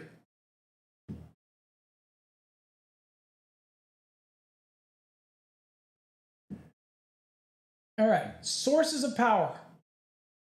General requirement. Right here. See the 60? Sticks out to me right away. So what does it say? It says, current supply shall be such that in the event of the failure of the normal supply to or within the building or group of buildings concerned, legally required standby power will be available within the time required for the application, but not to exceed 60 seconds. So the answer to this question is 60 seconds. By the way, emergency, 10 seconds. Legally required, 60 seconds. Optional, no time frame. Okay? All right, let's go back to the question. And we're going to answer this question. We have 60 seconds, and there you go, 701.12. Next question. Y'all are doing great. All right, so the next question is, it says, bending radius of the inner edge of AC cable should not be less than blank times the diameter of the cable. Well, this is another example why flashcards are so important.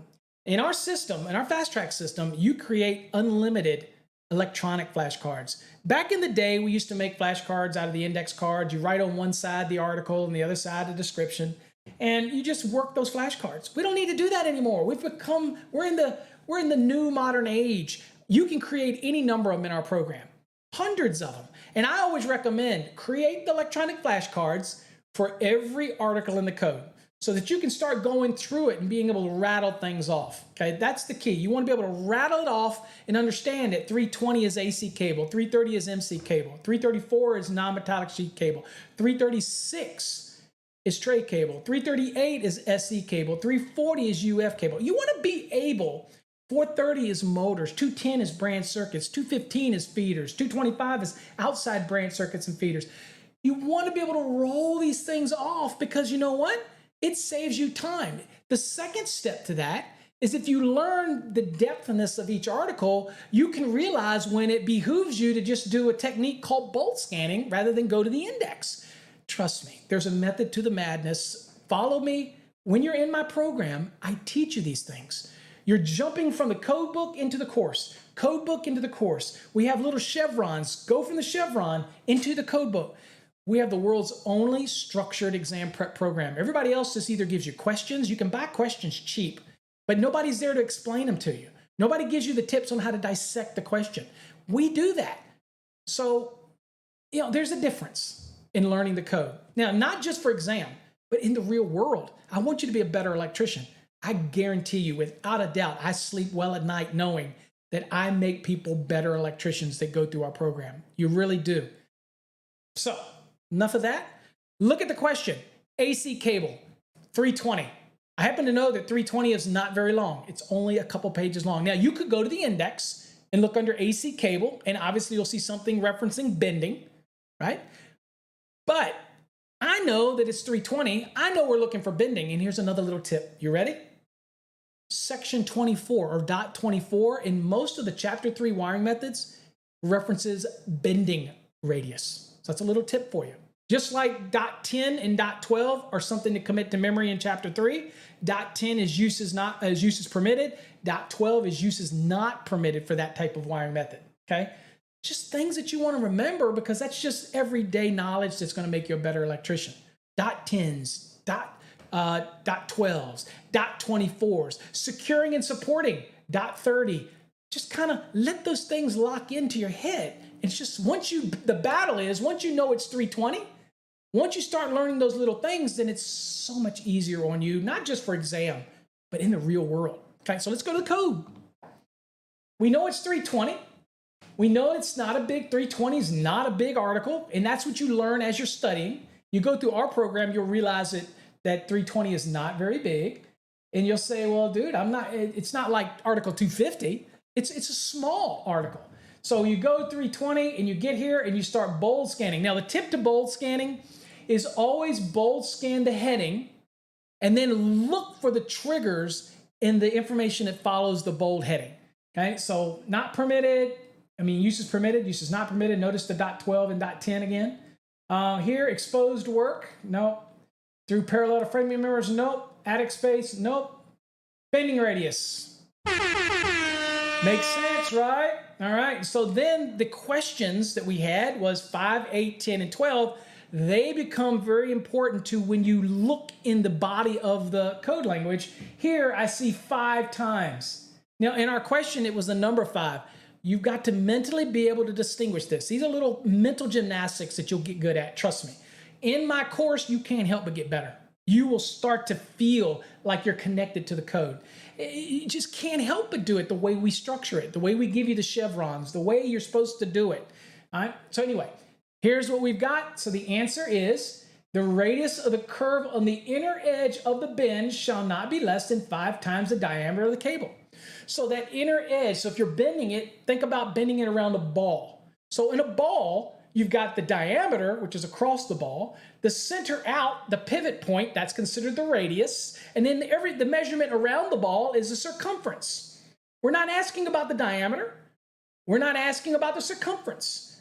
We're asking about the radius. So the radius is basically the curvature of the ball. And you have to make sure that the cable bending around it is not bent tighter. It has to be at least 5 times the diameter of the cable. So you take the cable diameter, which is published by the manufacturer, just go to the manufacturer's website, get their product sheet, find the diameter, right, of that, okay? And again, that's what the cable is. Now the radius, you take that value, that diameter, and you multiply that times what? 5. And that's how you're developing the radius. Anyway, trust me. The key thing here is you don't want to bend to damage the cable. So if you learn all this, then what's interesting about this is that dot 24 is the same for 330 for MC. It's the same for, as far as the same location. It's not the same value, but it's also the same location in 334.24 for non-metallic sheath cable. So learn that dot 24 for your radius and your bends, and it just makes life so much easier. But in this case, the answer is 5. We're going to answer that question. There's the answer. There's our reference. Bing, bang, boom. There you go. All right, next question. All right, so this is a question that you need a little bit of got to know Ohm's law. You got to know there's two formulas here that you got to remember. Now, good news is, usually in the exam, they give you these formulas. But if not, I'm going to show you two of them, and I didn't prepare it for the screen, but I did jot these down. Is that, and wait a minute, let me write this down so I can show you these formulas. Hold on. To solve this question. All right, bear with me. Okay. All right, so here's your formulas. You have what's called an EIR and a PIE. You need to solve this for what you don't have. So let's look at this. And these are things that you can write down. Now, you get scratch paper on an exam. You also get dry erase boards sometimes on an exam. If they don't give you your pie wheels, make sure the first thing you do is write them down on your scratch paper. Do your EIR, do your PIE, okay, those type of ohms wheels and things like that. So these are going to help you. So let's look at this one. A conductor carries 30 amps and it's 0.5 ohms. We'll lose blank watts of power. Well, we need to solve for the W, which is the watts, which in our formula is the PIE, okay? All right, well, you put your finger over the P, and to solve it, it's I times E, right? I'll do it this way. I times E. Well, I don't know what E is, but I know what R is. I know what ohms are, and I do have the amps. So then I say, well, maybe I got to solve for E first because I need E because that's part of that pie wheel. So I'm going to jump to this one here. And what am I need to solve for? I'm going to solve for E. So I put my finger over E. So now it's I times R. So let's do this. So I is 30 times R, which is 0.5, and that is 15. Now I take that 15, which is the E, and now I solve the one that's going to help me answer the question. Now I cover the P, and now I do I times E. Well, now we know what E is, so I'm going to go I, which is 30, times E, which is 15. All right, so we got 30 times 15, 450. Guess what? That's your wattage. You can cross-reference this and find all of this out by using the formula, right? So at the end of the day, don't be afraid to write your formulas down. If you're in an exam where they allow you to write in your code book, don't be afraid to write these in your code book. Now, a lot of times people will write these in their code book. Remember, your exam's got to allow you to do this. Don't say Paul told you to write in your code book and you get there and then they tell you can't use your code book. You need to do your due diligence. Check with the test center. They might have a bulletin available. If it's a PSI exam, go to psiexam.org and get the bulletin for your state. But in the front, you have a lot of blank space, okay, under where you got code panel members. This blank space should be where you write formulas down, okay? Over on my Facebook page, I have posted images of all types of formulas that you should write down.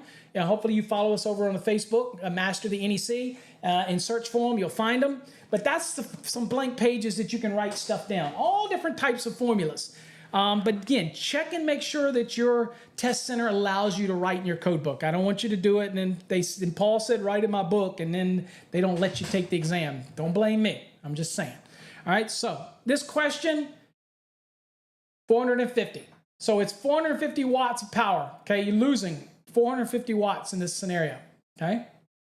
It's just that easy. And these are very basic, but notice how I really had to do multiple steps to do that, to be able to achieve that, right? Okay, anyway, another way you could have done this is you could have done 30 amps times 0.5 the ohms. So I would have been 30 times 0.5. That would be 15, and then you have the 15, and then you could have taken that 15 and used it in the equation PIE. Then you would have done 30 times 15, and that would have given you 450. Many ways to do it. Just get fluid in it. And we have a video on Ohm's Law that's only available on our fasttraxtube.com. Make sure we also go over series and parallel circuits. It's a great video. Check it out. Again, it's only available to subscribers and Fast Trax Plus members. All right, next question. Doing great. And believe it or not, in some exams, that might be as much as a two math type question. Again. All right, next question. All right, let's see here. Let's see here. Let me make sure I get my thing ready. Okay, there we go. All right, blank cable is permitted to be installed as direct burial without any other protection. So basically, throw it in the earth, direct burial. Okay, well, some of these you should use deductive reasoning. And if you've been in the field as long as I have, some of these immediately, this one should be one that you answer right away. This is a good example of when I do the 3-wave method, and there's a video about that as well over on Fast Trax 2, where I teach you my special method to do an exams called the 3-wave. I started this well over 25 years ago. It's been copied by many people, but I actually remember back as the electrical guru, many people know that as long before the internet, well, not before internet, before YouTubes and before, it was back when AOL was around, I uploaded stuff online and I came up with this method. All right. Now, I'm not going to say I'm the owner of it. I'm not, but I believe I was the first one using it, this kind of concept of the wave technique. All right. Okay. You could say, Paul, you're full of crap, but you know, I've been around a long time. So look, you answer all of the questions that you know in the first wave without even having to crack your code book open. You just know the answer. Now, if you're still waffling a little bit and you answer it, you can still electronically check it to be in your list for the second wave. But if you know it and you're in your gut, you're like, I know it, then you answer it and you move on. Because you've now taken a question that was going to give you two minutes or 2.5 minutes. You answered it in seconds. Now you get to use all that time on a harder question. And that's how you build up more time. And that's how we call it the 3-wave method. The first wave, you're answering just what you know. This is an example of you should be able to answer this by your experience and what you know, right? I mean, look at it. Non-metallic sheet cable, NM, a dry location only product. Cannot be installed outdoors, cannot be obviously installed underground outdoors. Those are all wet locations. Next one, we'll skip UF. SE cable, service entrance cable. It doesn't take you long to go to where? You guessed it, Article 338, and look at the top and look at what service entrance cable is. In fact, you can even go now in Article 100 and look under the definition, service entrance cable. It didn't say USC, by the way, it says SE. If you look at it, it's for above ground applications. It's not designed for below ground. Now, interesting, is SE cable? I am the actual patent holder of a product called a hybrid cable. It's only available by Encore Wire Corporation. I am the patent holder. It is actually an SE cable and a tray cable merged together, and it is allowed to be dumped straight into the earth. Go check it out at Encore Wire's website. It is, again, exclusive to Encore Wire. All right, next one is THHN. Well, you all know that THHN cannot be exposed without being in a raceway. It cannot be dumped into the earth. Obviously, it's not even a wet location rating. This is just THHN. It might be dual rated, THHN/THWN-2, because most of the time it is. You're on an exam, and all it says was THHN. It's irrelevant. And even THWN-2 can't be thrown in the ground either. It's got to be in a raceway. Can be in underground in a raceway, but it can't be by itself directly buried. And that's what this question is asking.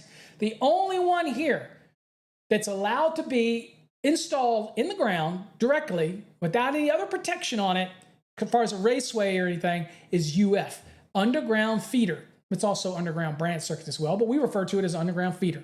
All right, UF. Easiest question here. You should have known that right out the gate. I'm not even going to take the time to look that one up because you should know that. UF, U, underground. Simple, easy peasy. Article 340. All right. So we're gonna hit it and we'll just answer the question. There we go. 340.10. Remember what 10.10 was? Use is permitted. Notice it's asking, it's saying it is permitted. You should have your ding, ding, ding. You should be going, this is easily a .10. So if you knew that the article was 340, the question was a permitted use, you're like, oh, that's a .10. That's a no-brainer. See how this works? You're getting it. I know you're getting it. This is what our entire program does. It retrains you. It trains the mind. That's why I'm always so excited when I can present the Fast Trax program, because it's like no other program. You might be trying to learn on your own, and that's great, but you're making it harder on yourself. Yes, you got to invest in our program, but I promise you're going to get more out of it than you ever imagined. And you're going to walk away with that investment giving you dividends forever. Not to mention, you get access to me forever, okay? I support this app. I'm personally answering these things for you. Come on, that's worth it, isn't it? All right, so let's go to the next one. Y'all are doing good. And then I told you these questions are a little harder, not super, super tough, but a little bit harder. All right, so next question. Fixture wire shall not be smaller than what? Okay, all right, think about this for a second. Fixture wire. Trigger's already going up. Ding, ding, ding, ding, ding. Y'all know that there's an article specifically about fixture wire, right? Y'all know that it's in there. Now, if you didn't, and what's the question? Again, every now and then I'll kind of relate to this. If you don't know, you do know that fixture wire is going to be something that's in the index, right? But you also know it's in the table of contents, and it is a wiring method, okay? But it's unique in a sense on where you got to look, because you're thinking, oh, it's kind of like it's not really a wiring method. Let me rephrase that. This is a wire, and it's fixture wire. So immediately you might thinking, well, it's in chapter 3, but it's not EMT, it's not rigid, it's not kind of a delivery system. It's just a fixture wire. So it's not going to be in chapter 3. So you're thinking, okay, where else could it be? Okay, so you're going to go to the table of contents maybe, and you're thinking, well, I'll start back at 3 because I know it's not in 3 because that's the different wiring methods and material. And then it doesn't take you any time to look and see, all right, chapter 4, equipment for general use. And then you look at real quickly and you'll see, wait a minute, there's a 402 that says fixture wires. And that's at page 260. Wow, and that's not very long because then it jumps to 440 at 263. So you're thinking, crap, this ain't very big. Fixture wire is not very big. All right, but what about the index? You're thinking, oh, crap, I don't know anything about fixture wire. So I'm going to go back in the back of the book and I'm going to look under fixture wire. And you know something's going to be there, right? So let's see. Let me see if I see anything under fixture wire. You know, fixture wires, Article 402. But then you look at it and go, well, what are we asking about? Wire sizes. Look down real quick. Minimum size. Right there. It says 402.6. Folks, that's seconds. But maybe you're the kind of guy or gal that says, I know, Paul, I've done my research. That's a very small article. I'm looking for minimum size. That's something that I should see. So I'm going to just go to 402 and I'm going to bold scan. Okay, that's you. Let's do it. All right, we're going to go down and we're going to, if I can get my mouse over here, we're going to go down to 402. We've identified that out. All right, we let everything run through our mind. Here's 402. Now, if I was bold scanning, I'm looking, ampacity is not what it asks. Minimum size. You know? What did that take? Nothing, right? Plus the triggers in the question. It said 10, 12, 16, 18. These are triggers. So not only minimum size, but we see fixture wire shall not be smaller than 18 gauge. It's just that easy, folks. So we come back over to the question. And you go, boom, 18, 402.6. Folks, it's really, once you get really good at it, it becomes so much easier and fluent to be able to do these things. Okay, be a little tough for you. Let's do one more in this episode, and we'll test you out. We're gonna be a little bit more, okay? Because I love you. I want to give you more. So let's go. Another question. All right. Are we going to test your mental ability here, folks? Exam prep condition, real world condition. Think about these things. Let's look at this question. A service entrance conductor for a single family dwelling with a 120, 240 volt, 200 amp overcurrent protected device. So we've already established the overcurrent protection device size. It's 200 amps in this question. As a main disconnect shall require a minimum blank AWG copper conductor. Okay. So the first thing that somebody will say to me is, Paul, I don't know the loads. I got to do a load calculation, things like that. And I'm like, no, there's some triggers here. Have you ever heard me refer to the term of the 83% rule as long as all the conditions apply? That is not an exception. That is an allowance in the code. And it's found under 310.12. I already know that it's a single family dwelling, which is one of the caveats. I already know that it's a 120, 240 volt system. So we know this is a 3-wire system, 2 hots and a neutral. And it tells me the rating of the overcurrent device. It's a 200 amp. It's really all I need for this question.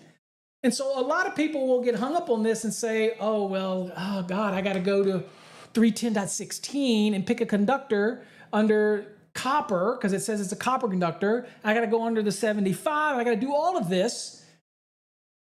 But there are allowances in the code, and this is one of those examples where we said we weren't going to use the index. We're going to teach you that if you meet all the conditions, then there's a thing called, we refer to it as the 83% rule, okay?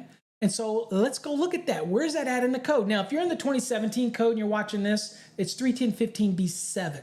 If you're in the 2020 code, it's 310.12. If you're in the 2023 code, it's also 310.12, okay? Didn't move. Now, let's go look at it real quickly. So we'll go to the code.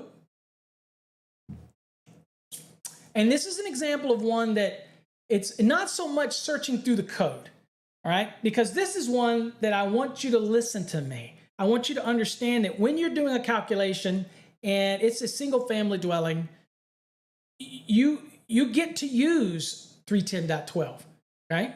So, but if all the caveats that are in there aren't applicable, then you can't use it, and you're just going to go size it based on 310.16, which is the ampacity table.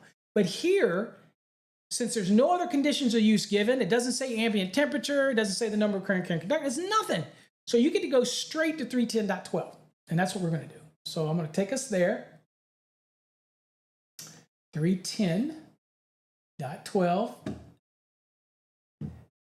Now, notice some things here. Single phase, dwelling, service, and feeders, okay? For one family dwellings and the individual dwelling units of a two-family or multifamily, not the whole multifamily. The individual units, you're allowed to apply 310.12 as long as it is a single phase, 122 40-volt system. You are permitted to size it based on 310.12a through D. And of course, if you're in the 2017, it's 310.15b7, and you have the different numbers there, right? B1, B2, all that kind of stuff. All right. B7, B7.1, B7.2, all that kind of stuff. All right, so again, 2017. Who's still on that? All right, so anyway, all right, now, that's what we're going to be looking at, okay? Now, also, just for your mind, you're thinking, well, can I ever use it on a three-phase system? No, you can't use it on the three-phase, but you can use it on the single phase that is derived from a three-phase, where we take two of the phases and a neutral, okay? Then that would be allowable here, and that is a 208 120-volt system, okay? So again, but in our question, it's a single family, so we get to ignore all of that and really focus on this. And so we go down. Now, since ours is a service, we're stopping at A. But if it had been a feeder, there's B, okay? So we're looking here, and it says, for a service rated 100 amps through 400, well, we already know ours is 200, because that's what they already gave us in the question. It says the service conductor is supplying the entire load associated with the one family dwelling. Let me explain that. When something says that it's the entire load, it means that every single load that's in that dwelling is going to be pulled through those service conductors, right? So that means it's coming to a panel in every branch circuit, every load's going in there. So those service conductors are going to see the full effect of all of those loads. So it's those conductors are dealing with the entire load. That's so important. Why? Because if I was doing an application where I had an outside and I had a panel outside, and then now it comes in, and let's say it's a feed-through panel, and now it's feeding a panel inside, or another panel that's the service panel, but it's feeding through, yet I have some lug breakers in there that are feeding some loads that might be close to that panel. Anytime that the conductors from that panel to the other disconnect or whatever equipment, if that's not seeing all of the loads in the dwelling, then I cannot use this allowance for those conductors, right? It's not seeing the entire load, so it wouldn't be able to do that. So a good example of this is a feeder application, same rule, but let's say I was coming down through the meter, and then I come down and I hit an outside disconnect. It might be the emergency disconnect, but it's also the service disconnect. And then from the load side of that, I'm feeding a panel, remote distribution panel inside the dwelling, right? So let's say that outside service disconnect also is a panel with breakers in it, right? So from the point of attachment down through the meter to that service disconnect, those conductors are seeing the entire load of the dwelling, whatever's in that panel plus the remote panel downstream. So 310.12 would apply. However, the conductors that are going to the remote distribution panel is the feeder now. And so that would take us down to B. And again, that feeder can use the same rule, the 83%, but that feeder is not seeing the entire load, right? Because some of the breakers are outside at the service. So I could not use 310.12 for that feeder. Now, it doesn't have to be larger than what the service conductors would be, and that tells you that right here. So in no case does that feeder need to be larger than what the service would be. In case your calculation for that feeder ended up being a larger cable than what it was supplying the outside panel, then it doesn't have to be larger than the one outside. That's what that note says.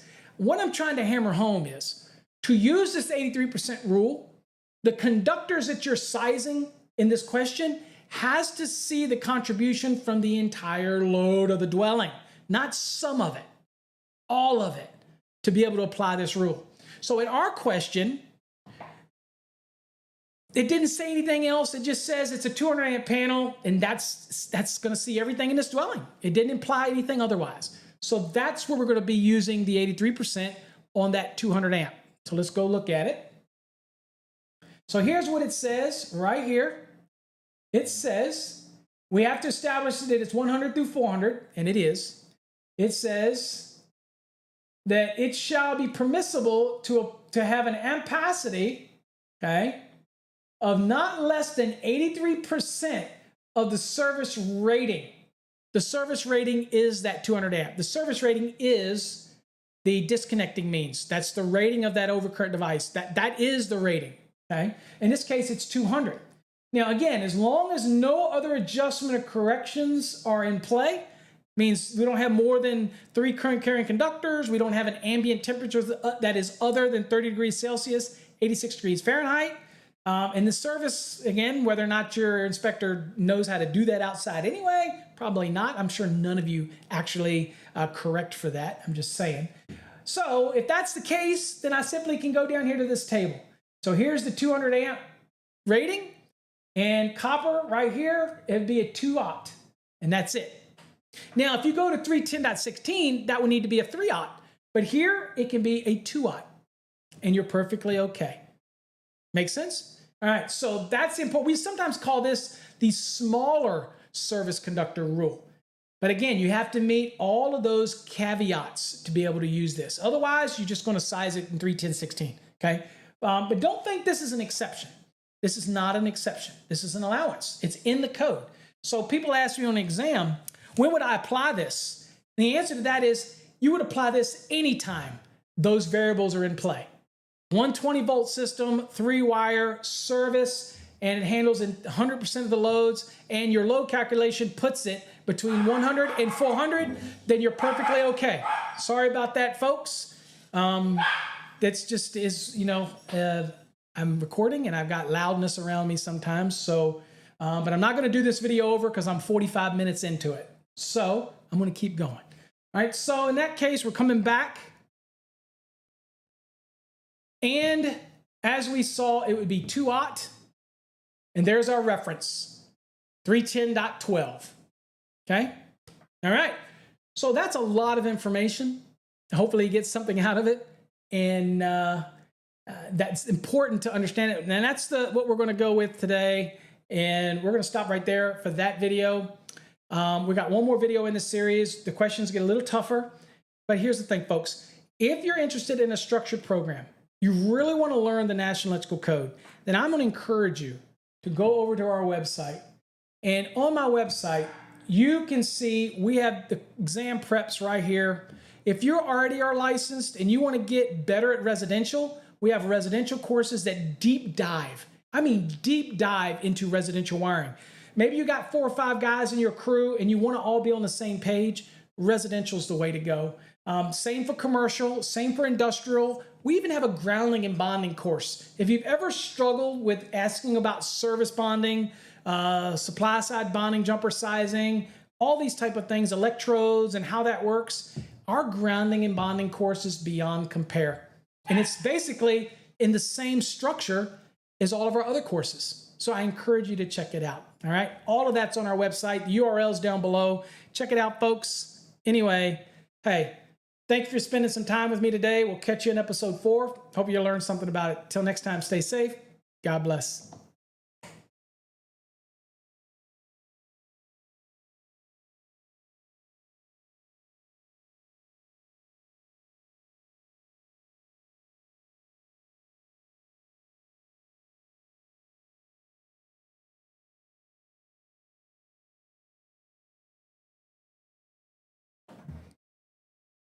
Hey folks, don't go away. Thanks for watching the series on exam prep. Look, if you want to learn the National Electrical Code, there's nobody out there in this industry that can teach you the code any better than me. I will walk you step by step through. We have the best illustrations. We have competency review questions to test your knowledge. Look, if you're trying to learn the NEC, then you need to get in our Fast Trax program. Not only that, is you get mobile apps, you get message boards, you get chat. There's so many ways for you to connect with us and ask questions. Hey, look, if you're trying to learn the National Electrical Code, our Fast Trax program can do it. Now, maybe you already got your license and you're doing residential and you want to get better at residential. Guess what? We got a Fast Trax Red. That's residential deep dive. We have Fast Trax Green. That's commercial deep dive. We have Fast Trax Blue, industrial electrical codes deep dive. We have grounding and bonding. We even have electrical theory. In fact, we even have courses for HVAC technicians to learn the electrical part of their job and help diagnose and troubleshoot issues. So we have all this stuff on our website. What's our website look like? Let's go and look. Here's a website, folks, really quickly. This is what it looks like if you're on a browser. You can go up here and look at the courses. We have them all listed right here. You click on courses, you will actually see a list of them here. But if you hover over it, you'll see all the courses right here. If you're studying for an electrical exam, you can choose the Fast Trax Black or the Plus. What's the difference? The Plus gives you access to 12 months of videos over on our separate Fast Trax Tube platform. Not here, but on our separate platform. Don't worry, you'll get instructions to how to do that when you buy the course. But if you want to get the videos, then you choose the Plus. If you just want the exam prep course itself, which is the same whether it's the Plus or the Black, then you would just click on Fast Trax Black. Now, the other thing that I will tell you, when you're here, make sure you watch this demo. This is an amazing demo. It's going to show you all the little things about the course. It's going to show you the chevrons. It's going to show you how to use the features. It's going to show you what it's like to be in our program. And I think it's going to blow your mind because up until now, if you're watching this, you probably just stumbled through the NEC or flipping back and forth or bought somebody's videos. That's their commentary. That's not teaching you anything. This is exam prep. I want to give you illustrations. I want to give you content. All right, and then I want to test you on it. At the end, we have competency reviews. I personally grade these reviews. That's what sets us apart. So, hey, I appreciate you watching this video series. Hopefully you check us out. Go to this website right here. And please, I appreciate all of you and all of your faith you put in me to teach you. I've been doing this for over 30 years. I have created a system, whether you're pre-licensed or post-licensed, to help you learn the NEC. So hopefully you'll check out my videos, you'll subscribe to my channel, you'll become a Fast Trax member, you'll download our mobile app, and you'll watch the next edition of this series. Till next time, folks, stay safe. God bless.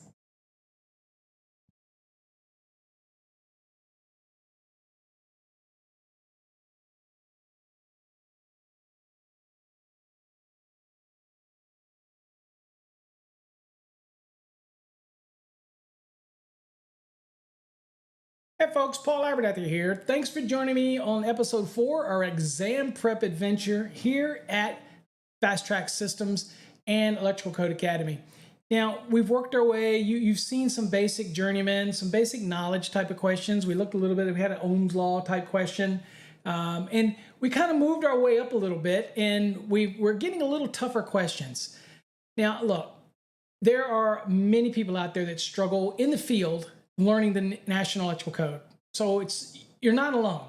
And people really struggle with the NEC. In fact, as we've learned lately in a little experiment that I've done on social media, it's amazing how many people really don't know the National Electrical Code. And at the end of the day, every installation we do has its involvement with understanding codes. Sometimes we just get complacent and we think we know something when we really don't. Now, the Fast Trax program is designed to teach you the fundamentals of what you need to know, not just to pass an exam, but to make you a much better electrician. So if you've never heard of our Fast Trax program before, I want to let you look at it really quickly, and I want you to see how you go about buying our course if you want to get into the best structured National Electrical Code preparation exam program out there. This is how you do it. Okay, so we're going to look at our website really quickly, and you're going to see that the questions that we're looking at today are part of our database of questions. In fact, these are the newer ones that have been added to our database. And so in order to get these questions, but really the meat and potatoes is the 19 units. And there is tons of competency questions at the end of every one of those units that I personally grade and give you feedback on. Now, when you do those, they're not going to be easy. They're fill in the blank. You're going to have to give your code reference. It's tough. So while you think maybe you're proficient in the NEC and you've been looking at some books and watching some videos on YouTube, our system is going to really test you. It really is. And you're going to be questioning what you thought you knew, because we're going to deep dive. There's no other course like it. We've manipulated the course. We've added things where necessary. We've done a lot of things that make it unique. And it's going to teach you the National Electrical Code. The competency reviews are going to be challenging. Now, the questions that we're looking at in this series come from the latest database that we've added to the program. So again, you're going to get over 1,200 exam style questions in addition to the competency review questions. So we're talking literally close to 1,600 questions that are going to test your ability to be able to understand the National Electrical Code. Now, if you want to get information on our courses, you just go to our website. You see the URL on the screen at the bottom. And over on our website, you're going to see that we have, I can get my mouse here. You're going to see up here at the top, here's our courses. We have courses for post-licensing, residential, commercial, grounding and bonding, industrial wiring, even HVAC electrician stuff that help you diagnose and troubleshoot if you're an HVAC electrician. So many courses here, grounding and bonding, but a lot of people like you are probably looking at it for exam prep, or maybe you've already got your license and you just want to get better at the code. That's what our Fast Trax Black and Plus program is all about. All right, so on the website, here you see, right here, you see electrical programs, and you see the Fast Trax budget, you see the Black and the Plus. So these are our general exam prep and general NEC knowledge courses. If you wanted to deep dive into something like you've already got your license and you're a residential guy or gal, and you want to get deeper, then you'll see down here we have the red program. That goes deep into electrical. Okay, into the residential, room by room by room. Not what I'd use for an exam prep. Okay, same with the commercial one down here, the green, same with the blue for industrial. Here you see the purple for the grounding and bonding. Okay, those are not exam prep. Those are to enhance your knowledge and become more proficient in your trade. Okay, move up the ladder of success. That's what those are about. If you're doing exam prep or learning the NEC, then you want to be focusing on these. Now the difference, the budget's just the program, and you access that through our website, not on a separate server. That one's the only courses we have that you access it through our website. The difference with that, you don't get access to me and you don't get the support from us. It's just the course material in a linear type of format. The competency reviews, you grade yourself, you get the answer keys, you don't really get support. And we can't support you because that's why that course is so much less. Now, the one course that people buy the most is our Black course. Now, the Black and the Plus are exactly the same. The only difference is the Plus gives you 12 months of access to our video platform. We have tons of videos on all different things over there. Code changes, calculations. Some people want them and some people don't. But rather than pay separately on that website, which is fasttraxtube.com, here if you get the Plus, you get that included in your purchase. Now, most people will purchase the Fast Trax Black, which is fine, but the Plus gives you a little more, but the base program is exactly the same. Now, what you do is click on the Black, for example, And what you want to do is you want to read this information. You're going to see that everything that we're going to cover, here's your options for the 2017, 2020, or 2023. Make sure you check and see what you're testing on in your area, because I can't determine that for you. You need to contact your testing center and find out what your state is testing on. All right, our systems are not transferable. It means if you buy the 2020 and your state changes, you can't jump to the 2023. We can't do that. Sorry. What you buy is what you get. Okay, it's just the way it is. Now, you can watch this video. It'll explain all the things that we go through in the course, all the neat features that you need to be familiar with. So before you buy our program, I recommend you watch this little video because it's going to give you a better sense of what you're going to experience in the program. And then you can read down here and see what we're going to cover. I mean, we're covering everything, right? From residential calculations to spacing of receptacles to the general knowledge stuff to one family dwelling calculations, both the standard and optional method. We're going to do multi-family dwellings, 6-unit and a 12-unit building complex. All those things. We're going to talk about commercial buildings and all those calculations. There's a lot of stuff that we're covering in 13 units, right? So it is not for somebody who thinks they know everything, and you go into this, you're going to be shocked at what you learn. I guarantee you, because this is what student tells us all the time.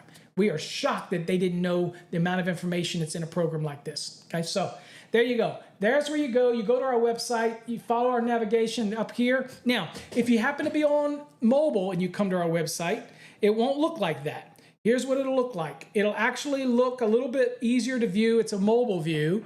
And you basically can go to these 3 little lines up here and click that. And what it'll do is it'll open up, if I can click it, it'll open up the navigation menu.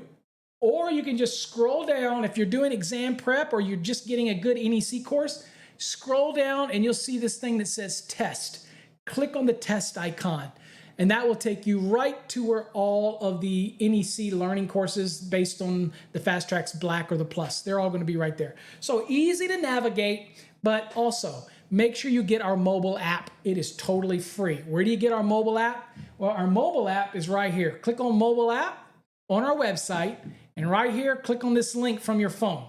If you have a desktop and you see that QR code, then scan the QR code with your phone. It will put it on your phone and accept it and let it put it on your home screen. We're not going to load anything on your phone. We're not trying to get your information, okay? We're not TikTok in China, okay? All it is a link to our PWA app that's in the cloud, but it works on your phone like a mobile app. And we've got so many tools and resources. I'll show you what the app kind of looks like. And here's what the app looks like. If you get into it and you click it, just like that. You have all these things on the side that you can scroll up and down. You get access to our podcasts. We have over 1,000 episodes. You got the Sparky Hub. You got the chat room. You got the Chat Now feature, which is basically like a TikTok. And this is an awesome feature because I post questions and things in there, and you can post stuff, and it's only viewable by those that have the app, okay? And we literally have hundreds and hundreds of people that have now downloaded the app, and it's getting close to, I think, 1,000. So again, get the app. It's free, available on our website. And there's also calculators in here. There's other resources, so many things to make your job easier. You can even read blogs from here, okay? Anyway, enough of that. Let's get to our lesson for today. All right, folks, getting a little bit more complicated as we move into this for the kind of master level type of questions. But again, it shouldn't discourage you if you're a journeyman. You really want to dig in anyway. So make sure you jump into it here. All right, angle connectors for LFMC, liquid tight flexible metallic conduit, shall not be used for blank Raceway installations. All right, so can I use these angle connectors? Basically, they look like right angle pieces, and they really turn an angle sharp. Can I use, and they have an open back. Can I use these in a certain application? Elevated, concealed, exposed, or even open? So here's the way we look at this. Now, you can go to the index and start fuddling around. But I'm going to tell you, by now you should know that the LFMC has its own specific article, folks. And in that article, we know that that's not very big. It can be very big if it's just for liquid tight flexible metallic conduit. It's not big. So my recommendation would be to go right to it. Now that's why it's so important for you to learn the articles. Because when you see this and you see LFMC and you notice it's asking about a connector, specifically an angle one, then your mind should be, oh, that's easy. Article 350, boom.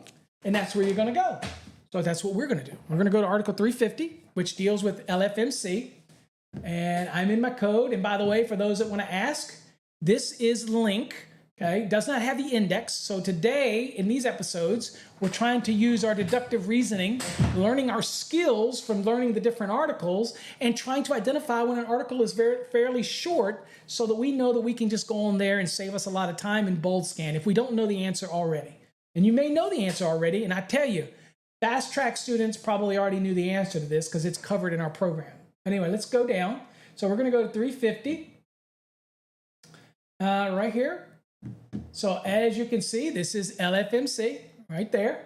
And what we're going to do is we're going to bold scan. And what are we looking for?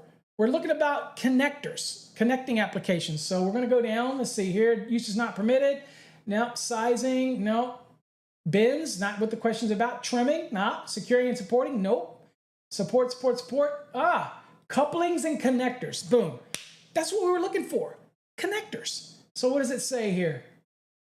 Only fittings listed for use with LFMC shall be used. So you can only use fittings that are actually listed by a third party, NRTL, for use with LFMC. It says angle connectors shall not be concealed. You can't get any more straightforward than that, folks. That took us less than 10, 15 seconds if you follow the normal chain of action. Means immediately knew it was 350. You immediately went to 350. You had a tab for it, and you get down and you start bold scanning. Literally, your answer is right there. You quickly pop back over, and you know the answer is concealed, and there's your reference, 350.42, okay? Literally that quick. Now, you could have probably gone to the back and gone under LFMC, probably could have gone down and it would have said connectors or couplings, and that would have got you there because you know you're talking about connectors. But again, bold scanning is important technique to learn. And it's not difficult. You just start out by going and scanning each one of the headings of the sections. And then remember that you have words that are in your question. And once you dissect it out, you're looking for those triggers. And you just got to get used to scanning and quickly looking at it and being able to absorb the information and just move on. And you'll get better as you keep practicing it, okay? And that's why I say when you're preparing and you have a good set of questions, don't be in a hurry to answer those questions. Take your time. Remember, you don't need to time yourself until you get down to the last 2 weeks. Slow and methodically examine a question, see which words you might help you in the index, okay? And look those things up. And slowly you'll build up this technique where you'll learn that, no, I don't need to go to the index for that because I know that's not there. And you'll actually gain this memory. Your capacity to remember will grow, and you'll be able to look at this and say, concealed. It's an obvious choice, okay? Next question. A maximum continuous load that may be placed on a 150 amp fuse is... Okay, so you're looking at this one going, okay, I know what's going on here. So this is saying the maximum continuous load on this. Now, I didn't tell you whether this is a branch circuit. I didn't tell you whether this was a feeder. All it says is the maximum continuous load that can be placed on a 150 amp fuse. I always will typically say, all right, we'll just start with the branch circuit. The good news here is it's the same regardless. So whether you get your reference in 210 for branch circuit or 215 for feeder, okay, it's all gonna be the same concept here. It's a continuous load. And we're looking to see what our value is. So where do we go for this? So one of the things you could do is go to the index, and I do this at least once in every one of these last 4 episodes. I will do it for this one. I'll just go and pick branch circuits. And I'm gonna go look in branch circuits and see what I see. And feel free to pause the video and do that yourself. And I'll go into branch circuits and see, okay, let me look and see if it says anything, branch circuits, and the maximum continuous load. So I'm looking down branch circuit to see if anything, conductors. Well, now I do see conductor says minimum ampacity.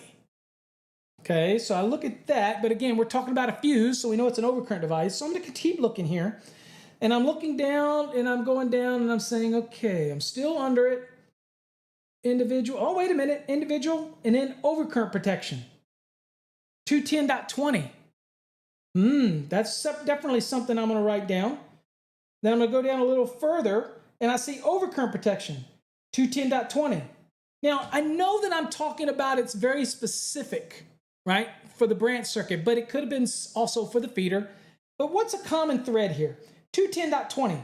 Great place to start. Let me give you another hint. If you're on an exam and you're using the index, once you're back there, make sure you write down all the relevant sections. Maybe there's another one in 240. Maybe there's another one. Write them down so you don't have to go back again. Okay? It's important. And then always go to the lowest value one and work your way up. And again, it's kind of like bold scanning, but once you go there, scan it really quickly. If it's not germane, then you look down and you go to the next reference. Okay? All right. So in our case, 210.20 is where we wanted to start. All right. So, but what I'm going to do is that's what we do if we do the index. I'm just going to go to what? 210, branch circuits. That's where I'm going to go first. So let's do that because I want to stick with the theme of these lessons here and kind of just use our knowledge base to do this. So I'm going to go to 210. Bear with me while I find it on the screen here. There we go. All right. So I'm at 210. And what I'm looking for is something that deals with the continuous load, overcurrent protection, that type of thing. So 210.2 is not helping me. 210.1, nope. Quickly going through it. Identify branch, nope. Just kicking through. Branch circuit voltage, nope. Not what the question's about. Okay. Multiple branch, nope. GFCI, nope. Just keep doing it that quickly, folks. Going through these, it gets a bunch of them. 210.9, nope. 210.10, nope. Has nothing to do with the taps. Branch circuit requirements, nope. Nope, it's not AFCI. See how quickly I'm doing this? I'm just kind of going through it. GFP, nope. 210.17, nope. Nothing to do with that. Branch circuit ratings. 210.18, the rating, nope. And that doesn't germane to anything in our question. So we're going looking down and it's saying, okay, minimum circuit ampacity. Nope, really doesn't answer our question. And then we keep on going down and we go, overcurrent protection. Boom, right there. The question said maximum continuous load. What does it say right here? Continuous and non-continuous. Now, folks, this might be something that's been ingrained in you all along. When we're doing calculations for conductors, we know that continuous loads are taken at 125% and non-continuous loads are taken at 100% of whatever the value is of the load. Same thing with the overcurrent device here. Unless the overcurrent device is marked to handle 100%, typically they're going to be limited to 80%, which is a reciprocal of 125. Okay? And if that confused you, then do the math. If I take this, let me show you how that reciprocal works first. All right, so let me show you. So down here, it says right here, 125% of the continuous load. Our question was continuous load. So let's take that with the question. So if we know that 150 amp fuse, right, is basically continuous load, that means it's got to be limited to 125%. Well, the reciprocal of 125 is 80. So you take that 150, remember that, folks. You're not going to see 80 in here. You're going to see 125. So you need to learn what the reciprocal means, 80%. Okay? So if I take that 150 and I multiply that by 0.80, that gives me 120. If I take that 120, multiply that by 1.25, that's 150. So remember, folks, here's a good lesson for you. If they give you say something's a continuous load and they give you an overcurrent device and they don't say that device is rated for 100% use, okay? So if they don't say that, then you know that it's going to be limited by 210.20. And it's also the same for feeder applications as well. All right, so what you got to do is say, okay, well, if you gave me the breaker, then I'm going to do that by 80%. And that's going to be the load that's going to be 80% of the rating of the breaker. But if I was doing a conductor and I had the load and I say it was 100, I've sized a conductor for 120 amps and I have to take that as a continuous load, then I'm going to do that at 125% and then it has to be, it can be on a 150 amp breaker, because the 150 at 80% is 120. The 120 at 125% is 150. You see, that's the reciprocal. So if they give you the breaker, just multiply that by 80%. If they give you the load itself and say this is 120 amps of continuous load, what's the size of the breaker? Then you go 120 times 1.25 or 125%, and that's the size of the breaker. You see how that works? That's the reciprocal. So for you on an exam, be very aware of what they ask you. Are they giving you the breaker or the overcurrent protection, or are they giving you the load itself? And if they give you the load as a continuous load, then you take that at 125%. If they're giving you the breaker, then you multiply that by 80%, because 80 is the reciprocal of 125. That's how it works. Beautiful thing, right? All right, so let's answer this question. And the answer is 120. And there you go, 210.20a. I want to show you that it's the same thing for feeder, by the way, because again, there's always those critics out there who don't say this. So we'll go look at 215, and here it is as well. See this right here? All right, and you get down, let me show you here, overcurrent protection, same thing right here. 125% of the continuous load, same thing. So in this case, it just happens to be 215.3, and in the branch circuit, it's 210.20. You with me? Okay. It's a lot of stuff. I tell you what, the National Electrical Code is not an easy document to learn, but you're already ahead of most people because you show your dedication to want to learn. And those students that are in our Fast Trax program, you know what? You're on your way. You're on your way to be the leader, the person in your company that people go to, because you become, you know, people can make fun of people that study code and say, well, they don't know how to do it. I know how to pull cable and run conduit. They don't get it. It's the mental part that puts you above them. I can train a monkey to bend conduit. I can train a monkey to pull cables. Okay, give them a treat, put it in their hand and tell them to pull, and they'll learn it. Okay, but do you learn the mental game? Why are you doing it? Why are you worried about raceway bending, and why are you worried about how many conductors I can put in a raceway, or what's the amps I can put on a conductor or an overcurrent device? You know, that's the mental part. You're doing it every day. You just don't know it because somebody's probably telling you to do it, but you're not doing it because you know why you're doing it. That's why I created this program. Not just to help you pass an exam, but to really make you a better electrician, really. Okay, next question. Y'all are doing great.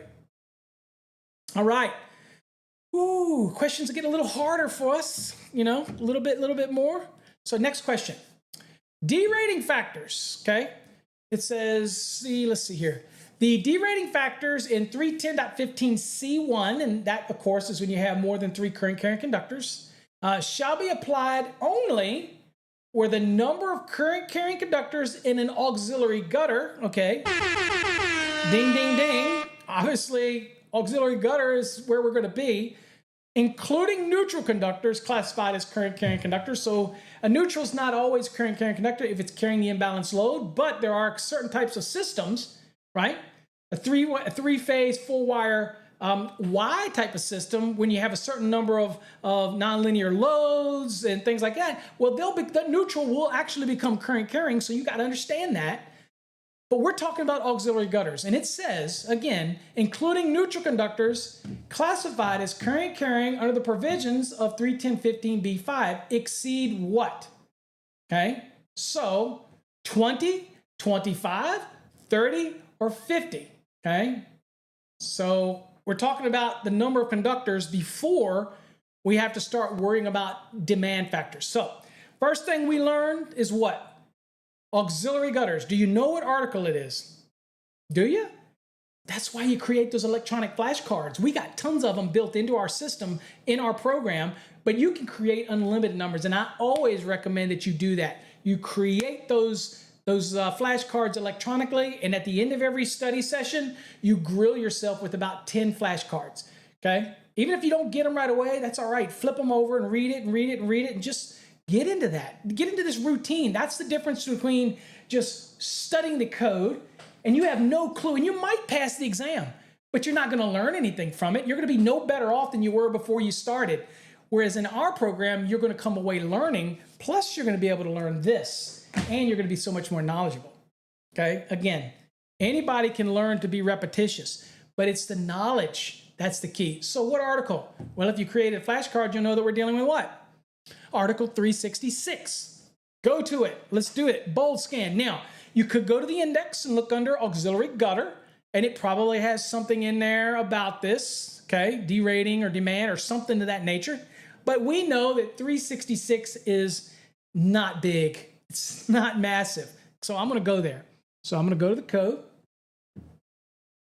and I'm going to go to 366. And let's see here, right here. We're in auxiliary gutter, and I will show you this is not big. Look, I'm scrolling. Dude, that's it. That is not big at all. In fact, as far as it goes, I believe it goes up to section 120, but there's a lot of them missing. Like it jumps from 100 to 120, and it jumps from 60 to 100 as far as sections. So it's not big at all. You'll learn that going through this course, and it's going to make the biggest difference because bold scanning is your best friend when it comes to understanding the size. Now, if it's a 250 question for grounding and bonding, the index, get used to it, right? Or if you can identify the different parts, then you can jump to the part because that's a big article. You'll get better. Trust me. You'll become that guru. You'll become that go-to person.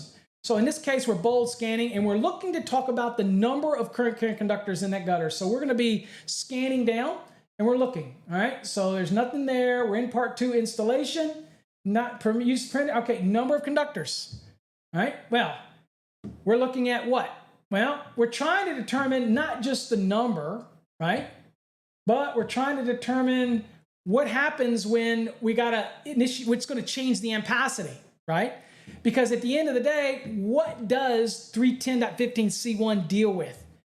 It deals with the ampacity of a conductor and what can change that ampacity based on the condition of use. We're not asking what's the percentage fill for how many conductors we can actually put in this raceway. Put in this gutter. Important distinction. We're not, I don't want to call it a raceway. We're putting in this gutter, okay? Somebody's going to slap me for that. All right, so, but again, in the 2026 NEC, that could all, or 2029, that could all change, but don't get me started on that. Okay, so we have an auxiliary gutter, all right? We're not talking about how many conductors we can put in it. We're talking about the effects of ampacity on it. So that's going to take us down to right here. Ampacity of the conductors. And to see what it says, the adjustment factors in 310.15c shall apply only where the number of current carrying conductors, including neutrals, exceeds 30. Remember the question? There was 20, 25, 30, and 50. What I don't want you to do is accidentally go here and pick 20 because that's the percentage of fill. Okay, down here, we're talking about what? The number of conductors. Okay, big difference. So we come back here, choose 30, and there you go, 366.23a. Okay, next question. Y'all are kicking butt. All right, flexible cords that are rated for applications over 600 volts and are 12 AWG and larger shall be what? Okay, all right, so in this question here, a couple things have to come to mind right away. Flexible cords. If you know your articles and you're like, okay, I've got the different articles, then you'll immediately know that there is an article specifically for flexible cords if you've done your flashcards. All right, it's flexible cords and cables. This falls under Article 400. Now, granted, flexible cords is a trigger word. I could have gone back in the back in the index, and I can look under flexible cords, and let's see what we got. Again, I do this from time to time.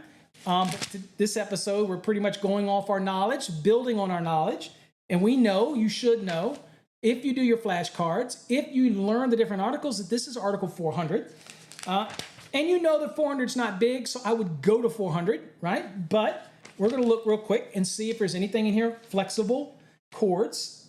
So I'm going to be looking. And let's see here, flexible cords. It says C cords. So I'm gonna go back to cords. I've already spent more time than I want in this index. So I'm gonna go back to cords. And like I said, for me, I know it's small. I know this is a size requirement. It's something that I know I'm going to be bold scanning for. I'm looking for these references: copper only, solid, not used, stranded. But again, let's follow our course of action here. I'm going to go under chords, and let's see here, chords. Where's it at?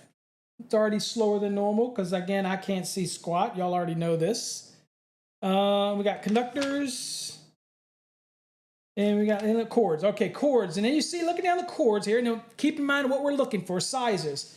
So chords, I'm looking down, it's flexible, but under chords, I'm looking down, and I see flexible, and that already tells me it's article 400. I already got that part. Then under flexible, you notice that under flexible, you have some indentions, kind of comes out to the right. That means these are other things under flexible. So it's under chords, but it's flexible, and it does another subdivision under that. And I'm going to look down and see what we've got. Ampacities, okay, well, still 400. Look down and see here if there's anything that I can see that's going to help me. Still looking, uses permitted, tables, everything like that. Yeah, nothing overtly that I stick to down here that would have said to me, Paul, this is anything that's overtly beneficial. I don't really see anything else here. Let me just look at it again. And I can promise you, I've spent more time in here than I would have if I was taking an exam. Why? Because I know that 400 is not big at all. So I would say, forget that jack, and I'm going to 400. Because I know that that's flexible chords. So again, time management. We'll go to 400. You'll get better at it. 400 is not big. Again, kind of scroll through it and let you see what it is. It's really not big. And everything is laid out pretty good here. So what we're looking for, all right? So we're gonna kind of scan these. Suitability, the type, not the question we're looking at. All right, so here's ampacity tables, right? But you're thinking, okay, but that's ampacity. But this is a question about what? Sizing, okay? And associated information with sizing. So let's kind of keep looking and see. Also, we're looking at the answers. Stranded, solid. You might find something in here, but a real quick look at this. Bolts, looking over it really quickly, doesn't give us any of that information. It pertains more directly about the actual flexible chord itself. So I'm going to scroll down. Uses permitted, not permitted. Nope. Splices, nope. All right. Overcurrent protection, nope. Damage, nope. Labels, nope. Construction, no, not really. Doesn't need anything in there. I guess it could help me. Let's see here. I'm going to go a little further. Construction. All right, well, this sounds like it's part of what's asking in the question, right? So if we look at the question is talking about, really, it's kind of like it's construction, isn't it? It's telling you what's the size of the conductors to be inside of it. So again, it doesn't say construction, and you might be able to get this answer from multiple places, but this is kind of, to me, rings out. It's like, well, you're talking about the conductors that are in it. So it's all about the construction of the flexible chord. And so that might lead me to that, all right? So I'm going to be here. Again, index is not the holy grail, folks. And this is why when you go through our program, you will have learned this. And so that it's not something you would have had to go look up. You would just know that a flexible chord has an allowance and that it's something that you know that it just has to be. So as you go through here, we're talking about the conductors in the construction. And it says the conductors shall be 12 copper or larger and shall employ flexible stranding. Okay? So it's not about being solid. It's not about not used. It's not about copper only. It's about stranding. And there it is, 400.31a. Again, this is not helpful for the index, but these are little things that you'll learn in a course. Now, if you're just flipping through the code, you're never going to remember that. But what I promise you now that you're going to remember that is this flexible chords, and in our program we talk about it and give you illustrations. You're going to say, I got it. In a flexible cord, it can be 12 and larger, then it's got to be stranded. There you go. Okay. Let's do another one. Y'all are doing great, and we're going to give you another one in this program here today. All right. Next one we've got here, it says the size of the feeder circuit grounded conductor shall not be smaller than that required by what? 220.61, 250.66, 250.122, or 310.15 B16. Now, this is a 2023 edition, and we know that there isn't any 310.15 B16 anymore, so either they made an error or they're trying to throw you, so I can immediately discard that one and increase my odds. So if I guessed at this, I have a 25% shot at getting it right. If I get rid of one of them that I know can't be the answer, then I now have a what? I have a 33% chance of getting it right. All right, so deductive reasoning, but we can find the answer to this. Why? Well, one of the reasons that we can find the answer to this is because looking at it, we know that it's talking about a feeder. We know that feeder is what article? If you did your flashcards, you know that feeders are Article 215. You also know that 215 is not big. And since we're talking about a grounded conductor in conjunction with a feeder in 215, would I even go to the index for that? I wouldn't. I know that I'm going to bold scan 215. Now, I am more than sure that it's somewhere in the index, okay? But time is your friend. In this episode, like the other three, we want to train your mind to take things and realize deductive reasoning. Okay, it's a feeder. We're building on the knowledge you should have if you're in our program or you've been in a structured program. You know that feeders are 215. It's asking about a grounded conductor used with a feeder. That's what I'm looking for. So I'm going to go 215. So I'm going to go to 215 because it's asking about a feeder. And that's where we need to be. Again, using logic here. And 215 is feeders. All right, now, specific question is a size issue, and it's referencing, well, the grounded conductor can't be smaller than a size that's given by one of these references. Now, interesting to note is that 250.66 generally is about grounding electrodes, okay? So grounding, the different grounding electrodes and the conductors that go to those. So the grounding electrode conductors. The electrodes themselves are 250.52, but this is the grounding electrode conductor. Okay, so we know that there's sizing there. 250.122 is the sizing that we go to for equipment grounding conductors, so could be either one of those. And 220.61, that's really part of the calculations in part 3, which shows you how to do a reduction to the size of the neutral. That's really not germane to what's going on here. So I can remove 220.61, and now I've got a 50-50 chance. It's either 250.66 or it's 250.122. But we're in 215, and we're looking for references to grounded conductors, okay? So let's do that. We're here, and we're not minimum sizing anything. Okay, we're just kind of scrolling along, and there's a 2, and we're going down, and it's the general, and boom, right here, grounded conductor. Kind of like it was a snake, it would have bit us. It says, the feeder conductor ampacity shall not be less than that of the service conductors where the feeder conductors carry the total load supplied by the service conductor with an ampacity of 55 amps or less, okay? So we've got that application, but we're sitting there going, well, wait a minute. Oh, excuse me. That's even the wrong reference. See how quickly that can happen? Here's where we're at. What the hell did I read that for? But do you see how quickly that can happen? Here's the key. Catch yourself. Focus. I'm focusing. So I'm grounded conductor again. Screw this.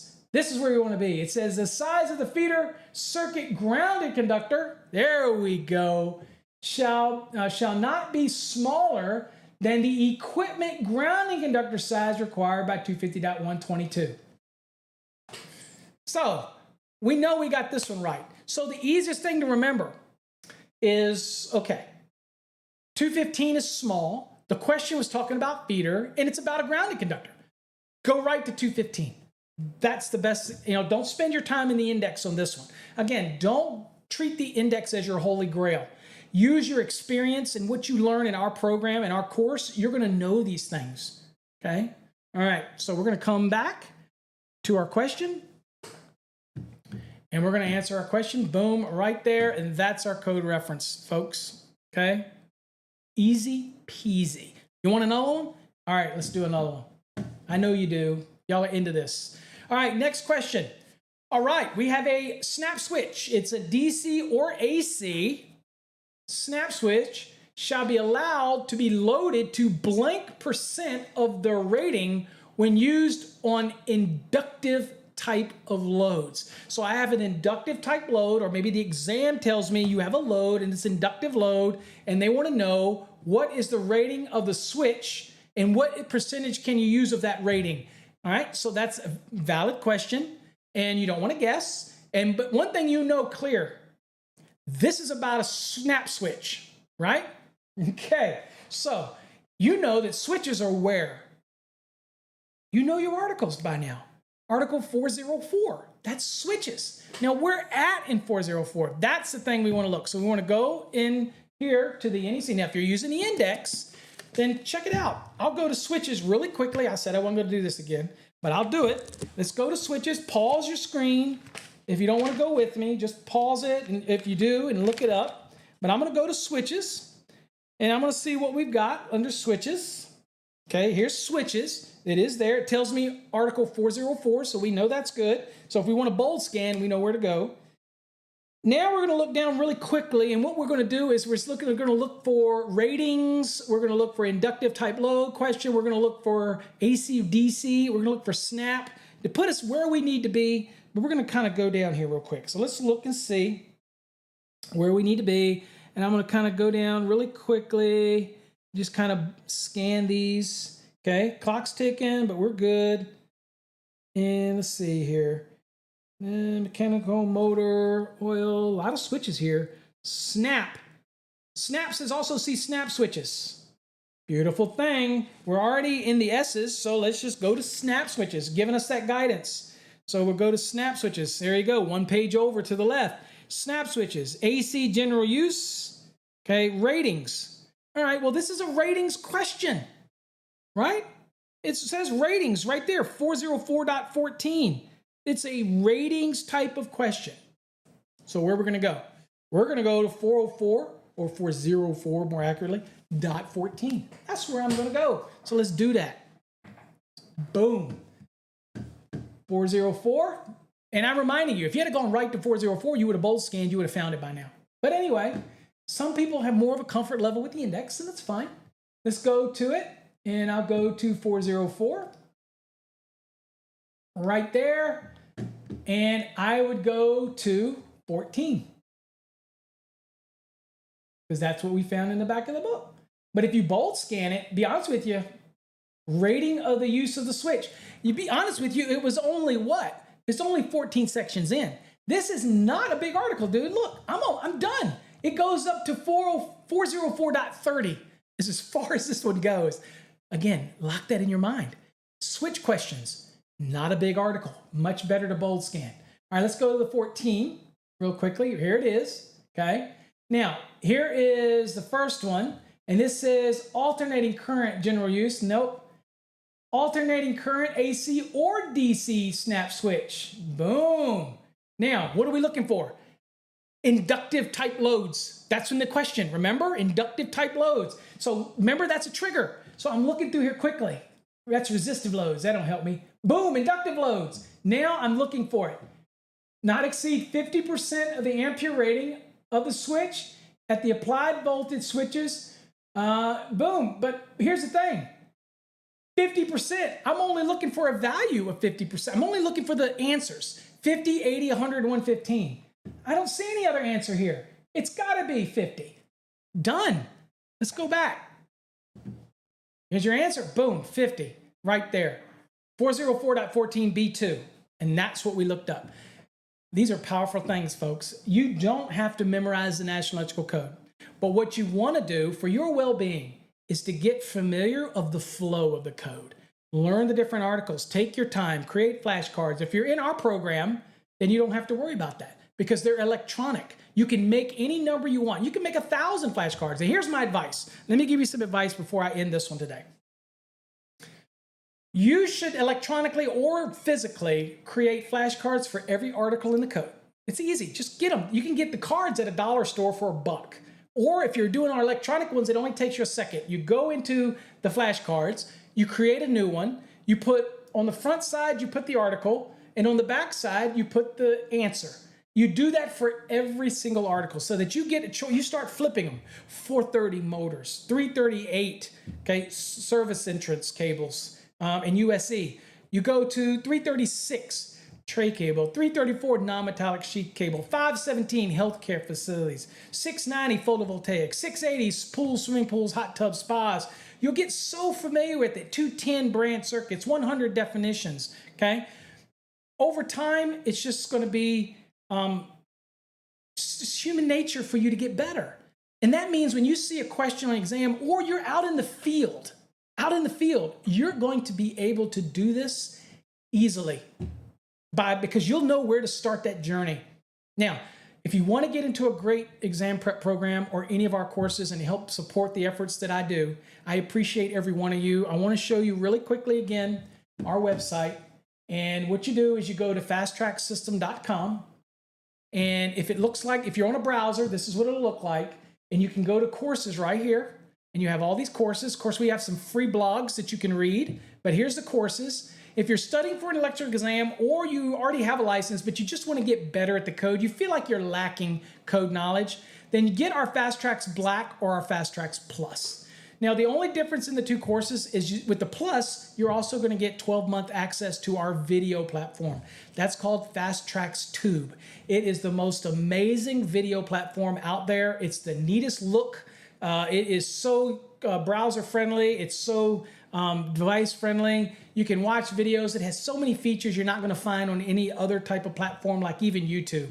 It is just electrical all day, all long. So check that out. But if you want the courses, you go over here under courses. Now, if you're in the mobile app and you're thinking, well, mine doesn't look like this, then what you want to do is you want to make sure that you just go to our website, and this is what it'll look like. And you just scroll down. And if you're taking an exam or you want to learn the NEC, then you'll see something that says test. Just tap on the test icon and it will take you right to the Fast Trax Black and Plus courses. Okay, just that easy. If you want to look at all the courses we offer, then if you're on the mobile version, then you go down here to shop. Just click shop and it will literally take you to all of our courses. And you get to peruse through them. We have grounding and bonding, industrial, residential, commercial, electrical theory, HVAC electricians courses. Great stuff, folks. Grounding and bonding is one of the amazing courses we have. Anyway, that's how you navigate our website. And please, before you go, make sure you get our mobile app. It's got so many features. It's got our own version of like a TikTok where you can ask questions and post images and we comment back and I'm going to give you quizzes on it. It's built right into the app and it's only available to people that use the app. Other people can't come in. It's only app users and it's free. So all you do is download it. Now, it looks like this and it's got so many features along the side. It's got calculators. It's got what else has it got? It's got instant access to our podcast. So much stuff in there, folks. It's got in the field calculators for sizing, Raceway fill, box fill, all of it right there at your fingertips. It's free. Download it. It'll load it on your phone. All you do is go there and click this URL right here. And it'll ask you, do you want to put the icon on your phone? Please do. It's not loading anything into your phone. All it is a icon link. And when you click it, it brings our mobile app to you instantly. And then when we make any changes, you see it instantly. You no longer have to go to the Google Store or the Apple Store to do this. That's the technology that we have today. And I hope you do get our app. Even if you're not a customer of ours, we really want to help you out. And we're constantly adding things to the app. We really want you to get the app. Okay, so just go to our website and download that app. All right, folks, that's it. I just want to thank you folks for joining me in this 4-part series. Hopefully you learned something out of it.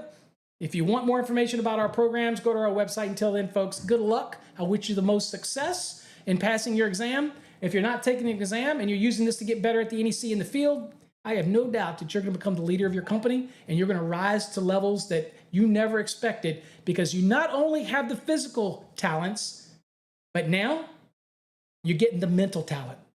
Thanks for watching. Till next time, stay safe. God bless.